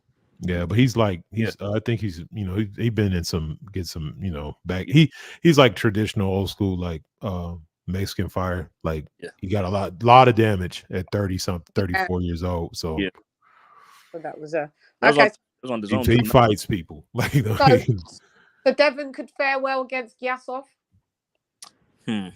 I've never seen him. I can't say. I mean, KOK, what do you think? I think so, but like I said, I don't see that fight happening because Gaslov's he's still fresh. He's only like 15 and 0. I think they're still working up to there. So right now, yeah, I think Devin would be able to outpoint a guy like that. Yeah. Okay, that's all right. Number 7, Mario Barrios. I think he could beat Barrios. He could beat Barrios. Well, I'd hope it. Fucking hell, if you can't beat Barrios. Yeah, I mean, you need. Yeah, you'd have to beat Barrios. Tank beat Barrios. Keith, old washed up Furman beat Barrios. You're gonna have to be able to beat Barrios. Barrios is a gatekeeper at this point. He is. Yeah. Barrios. I think that would be a good entry level fight for Devin as well. Yeah, it's not bad. That's a good one too. Yeah, he'd get used to the length, but he won't have to worry about getting hurt too bad. Yeah, because Barrios is not a big puncher, so yeah. Go ahead. That's a good fight. Number 8, we got Alexis Rocha. Alexis Rocha. I don't know if Devin can. He just fought, right? We were talking about Alexis Rocha. He fought the guy that who'd he fight? It was the dude that Ortiz just fought. I want to say. What? Frederick Lawson. Yeah, that's the guy. Yes, yeah. And Rocha stopped him, right? Did he win that fight? Yeah, he stopped him like 7. It was a 10. He stopped him like in the 7th. Okay. Yeah. 6 or 7, something like that. Yeah. Maybe. Rocha's one of those guys, man. It's like it's almost a hit. If he comes in on point, he can put some work in. But if he don't, he'll get outboxed and look like he didn't do shit. Because Rashidi Ellis outboxed him easy. So yeah, that's what I'm saying. So I think Devin can. Maybe not. Yeah. I give Devin a slight edge in that. Right. I would. So what about Rashidi Ellis? He's not in the top 10 at all. Yeah, he don't exist right now. Yeah. After the Villa loss, he dropped off the face of the earth. Yeah, he got fucked up, didn't he? Would it be a good fight just to have that entry level, just to go and find Rashidi Ellis? Yeah, I wouldn't be opposed to that. Yeah, I can go for that at 147. I won't be opposed. Probably boring though, because they're both pure boxers. Yeah. The only thing I say about Rashidi is like his downfall was one inactivity and a guy that's a puncher. Yeah. I think he might stand a better chance against a Devin Haney just because it'll be a pure boxing match. But he's got some. Yeah, it could be literally like you said, boring. It could literally be like, oh, he won by 2 jabs, like type of shit. Like, yeah, got good footwork. Game too, because if he got good speed too. Yeah, and he's speedy. Yeah, well, speedy. He could. You know what? To be honest, this is the danger of that fight. And like I said, this ain't me like Rashidi. He's an older guy, but here's the danger of the fight. He probably could absorb the punches because he was getting up in that fight that he got dropped by a heavy hitter. But his speed, if he comes out there and he pulls some shit where he's just throwing combinations and move, like he could win that fight, and it would be like by out flurry and Devin another flurry. Devin don't like the Devin's not. Devin's going to have to reevaluate how fast he is because Ryan made him look slow. No, you know what I noticed about Devin, and like I said, this ain't. I know we piling on, but I don't feel like we piling. Keeping it real, he fights in one gear. Like it's like, bro, like it's no different. Like even his punt, like I remember Tarver had a trick where he would throw a jab and it looked slow as hell, and then all of a sudden he throw a fast one. Devin doesn't do that. He throws everything at like the same speed. Yeah. It's like there's no other gear. There's barely any combinations. Yeah, and I think that's a problem. I think.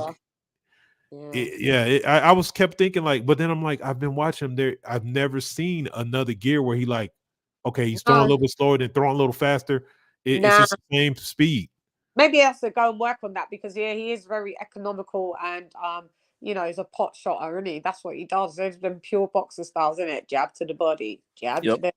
It's at the same speed. It's the same.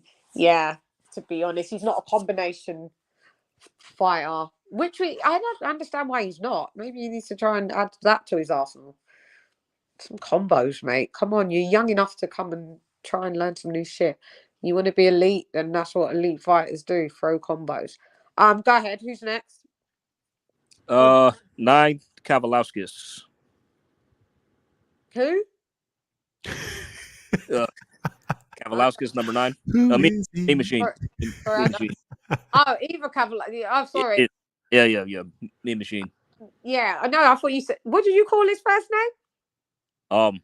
I can't pronounce his first name. I just call him Me Machine. Yeah, knife. I was like, that's what I was like. No, he just Kavalauskas. Yeah.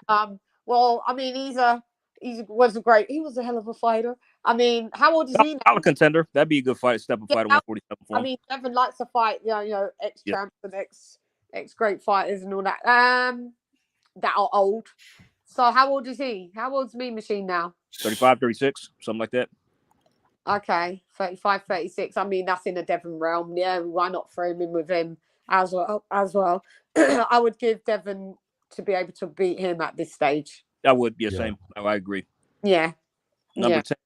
And last, number 10, Roman Villa. I think Devin could beat Roman Villa. Roman Villa, yeah. I do. Devin spoke about him. Yeah, Devin could beat Roman. So there's some people that he could...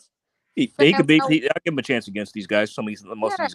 Pretty much most of them, to be honest. Like, if I said 147 is cresting right now, the elite is slowly sliding out. So all the competitions at 140. That's why, isn't it? All the good fights are at 35, 40, 130 as well. But yeah, 47's now stagnated a bit, hasn't it? It's dried up a bit, hasn't it? So yeah, I mean, well then that's how long do you think Devin will take out of the ring? How long would you say Kenny Ken should he take out of the ring after that beatdown? Look, I'll say 5 months, 6 months. Fighting that 6 months. Think he'll come back and fight this year then? If the money's right, yeah. He's a prize fighter. I don't know, because guys, you have to think he's going to be suspended for sure because of all that. That's damage he took. How's suspension? Is it 90 days or something? It'd probably be 90 days. Could even be more. 90 days. Right. Could so this guy have a camp. So yeah, maybe I doubt maybe it. fight. We're not seeing him this year. I don't know. We've got 8. You can fight. I don't know. We've got maybe fight November. Yeah, December. Yeah. Yeah. Get into camp and that, but listen, he won't be able to spar for 90 days. Okay, so that brings it into 3 months. June, July, August. That brings you into the end of August. And then you go into camp, September, and then I don't know. If I was him, I'd take the rest of the year off and come back on the flip side, come back in the first quarter of 25. I mean, you got to do your brain scans, take your health like properly serious because you got to. I would say do some continuous brain scans for true man. This is the first time that he sustained this amount of damage, so you don't know how it's affected his brain. Yeah, it's a brutal sport, Yeah. It would be more physical than psycho because he was. I mean, it was crazy. And like I said, I seen some of the back.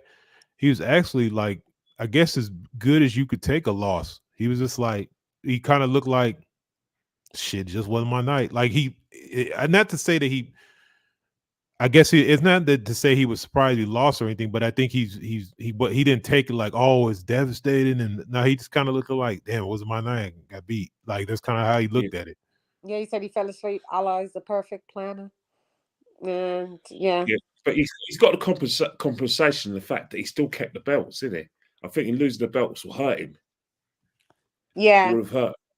Yeah. Hang on. Give me. Hang on.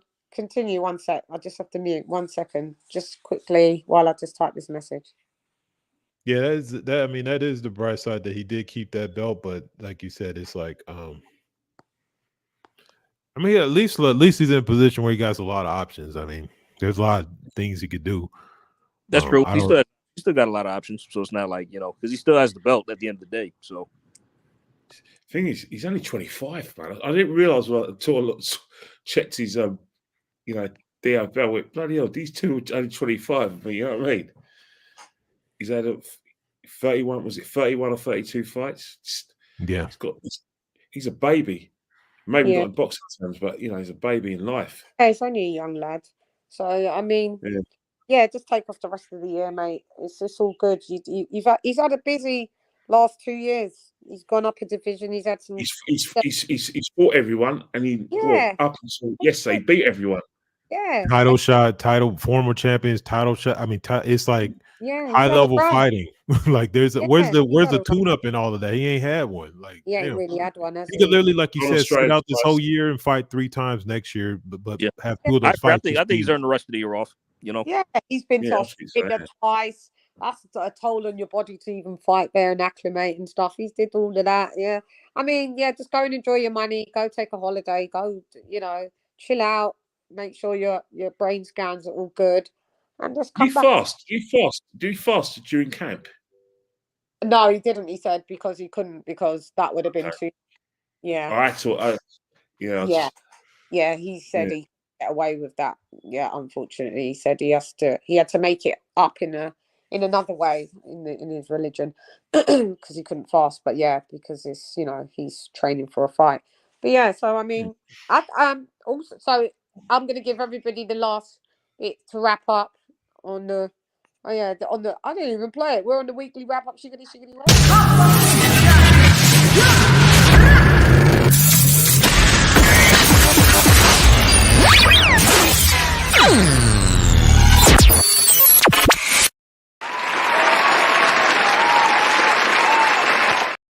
Kaboom! Great show. So we'll do the last wrap ups. I think Leon's with us. So Kenny Ken. Last okay. Last statement. Hey, you know what? Fact is, man, is that they're both 25. They've got the whole careers ahead of them. Devin Haney. Unfortunately, next time, don't judge a book by its cover. You should have been well prepared, man. You fell into a trap, and you listen to your dad. Oh, I'm going to put him in hospital and blah blah. Just box, man. Box. Don't play games that you're not good at. Yeah. Don't play boxing, mate. Yeah, don't play boxing. Yeah, I'm with you. Who's that next to me? That's AJ all day. Go ahead. Last final thoughts. Yeah. Just goes to show, man. That's boxing for you. Sometimes you get them right, sometimes you get them wrong. Credit to Ryan. Dev, hold your head up, man. I believe you'll be back. Can't wait to see what y'all both do next. And good show, man. Love being on with y'all. Yeah, and likewise. Likewise. Okay. Yeah, man. Unexpected. 2 young guys. Shout outs to them. Getting in there, willing to mix it up, willing to put losses on their record, and then giving us good fights. So that's what it's about, and hopefully the trend continues. We got a massive year of boxing already. We probably had better fights this first 6 months than all like in some years in the past. So shout out to them to keep it going. Like I said, look forward to see what's going to come up next. That's right. Historic night for Mexican boxing. Oh, you guys are claiming him as a Mexican now. Whatever. Stop. Can't even speak Spanish. Yeah, I know. Thank you. He's a Californian, y'all. He's from America. That's a matter of fact. We can pump our chest out about that. Yeah, it's American boxing, American. baby. He's not. He's American. El Cuatro. He's American, mate. He doesn't speak. Thank you. Yeah, and I'd just like to say, shouts out to Devin Haney, shouts out to Ryan Garcia. At least they made the fight. You know, at least they made the fight. Like I said, many a variable. I think we chopped it up and spoke about each variable as much. Oh yeah, sorry, Leon as well. Each variable as much as that we can. So, yeah, we'll keep abreast of, you know, of when Devin Haney comes. Bill Haney definitely has to have a turn off switch as well, because he's been going hard and doing the most for a little minute now. So I mean, go take a holiday yourself, come off cam, come off being on everybody's YouTube channel, you know, and just chill out, do some family time with your son. Yes, because he needs it. Now's the time where he's going to need his dad. He's facing his first loss. It was a humiliating loss, but I just don't want to see him again at 140. I think he needs to explore avenues so he doesn't have to boil down to that anymore, because it's just not working for him. It's just not working. Yeah, basically. Básicamente. Okay, well, guys, I'm gonna let Kenny Ken tell them where they can find you. You can find me at KennyKen1972 on Instagram. I'm going to promote it on my Instagram, on my Twitter as well. Yeah. But, you know, I've had a good time. It's always good to talk to you guys. Obviously, with the football season and with Arsenal, you know, trying to win this wretched Premier League for the first time in 20 years, I've had loads of football talk, and I'm going to loads of matches till the end of the season. Oh, that's great. And so I want to try and do as much boxing as I can. The last game of the season is on the 19th. So I'll be going to the last game of our season, the 19th. So I'll be going to that game. And after the 19th, I mean, the only distractions we're going to have is the European Championship. So I'm looking forward to everything, you know. And, you know, I'm still shocked. But, you know, one thing about boxing, the biggest shock in boxing is you shouldn't really be shocked, should you? Because anything can happen, mate. Yeah. When two people put gloves on, mate, and walk through the ropes. Yeah, it's unpredictable, and that's why we love it. Thank you, Kenny Ken, and I'll see you next week. See ya, King of Kings. See you, Leon. Be easy, brother. See you later. Take care. See ya.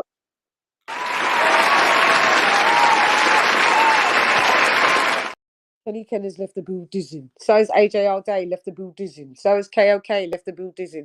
Leon, Fight Figures, thank you for joining me. Tell them any last where they can find you, or is it? Find me here. Yeah. Find me. Instagram. Yeah, I'm on Instagram, Leon Figures, but it's yeah, I'm not really on Instagram, but yeah, I'm there. But if you want to hear what my opinions on boxing is here where you hear it. Yeah, exactly. Well, thank you for joining me, Lee, and I shall speak to you on the flip side too. Take care, Sharon. And you as well. See you later.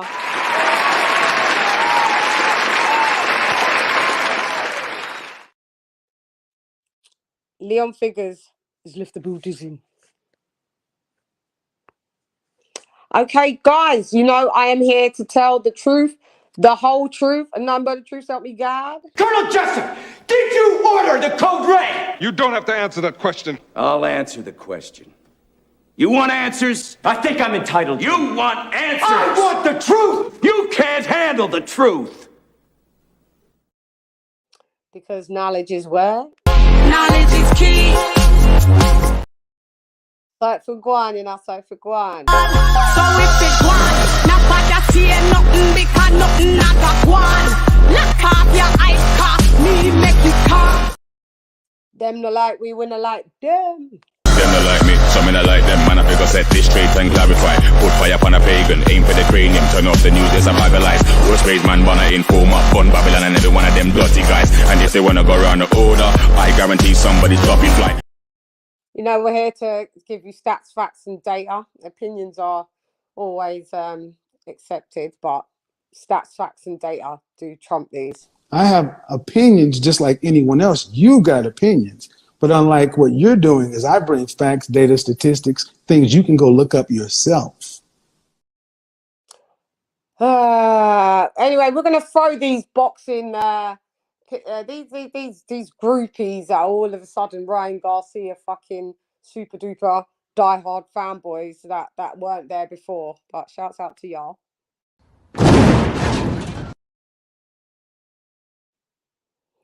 Pues recuerda mi gente del mundo, mi gente de boxeo. Estoy lista para ti, para todos, siempre. Tú sabes. Listos para los chingazos. Listos para los chingazos. That's right, Caleb. Yeah, you tried. Anyway, I am that bitch, always will be that bitch, and you're just gonna have to accept it because acceptance is key. I am the female Stringali. It's hype, you suck at life, you don't want a round three. Worship the queen and your mic the pass. Keep it real, these chicks couldn't wipe my anyway, now let's go get Bulgari. I am the ultimate Bengali. These chickens can't even spell that. You hoes bugging, repel that. Thanks for listening into the weekly wrap up. Shiggity, shiggity, what? Shiggity.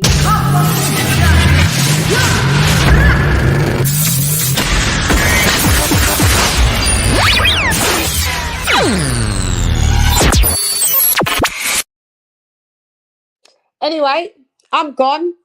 You can catch me sometime this week. I think we'll on the members only. We're having Regis Prograis trainer, Scrappy Ramirez trainer. And Zurdo Ramirez's trainer is in Julian Chua. He'll be in the booty. So just make sure you look at the community tab, and you know it always keeps you in the loop. Anyway, thank you guys. I've had a great show. Thank you for all the members as well. I'm not doing this from my phone, so I can't pull up the members only roll call. If you'd like to join the Shannaholics, you know, hit that page of mine and click to join. You'll get some, you know, members only lives, which is, we've got one coming up actually, and Julian Shooter will be on one of those as well. We have special guests that are only on members. So guys, thank you very much. I want to thank Kenny Ken, AJL Day, KOK, Leon Figures, and Shelton Moore for being in the bootism. Anyway, I'm gone. Hey girl, it's LADYCHANDUNDEM rep none less. Come box with Shan. Gyan. Even though you guys can't see me, I'm still actually doing the hand gestures and the salute. Like I'm like, they can't even see you, Shan. That's crazy. Yeah, they can't see you. Anyway, I'm gone. Gyan. Round one, fight.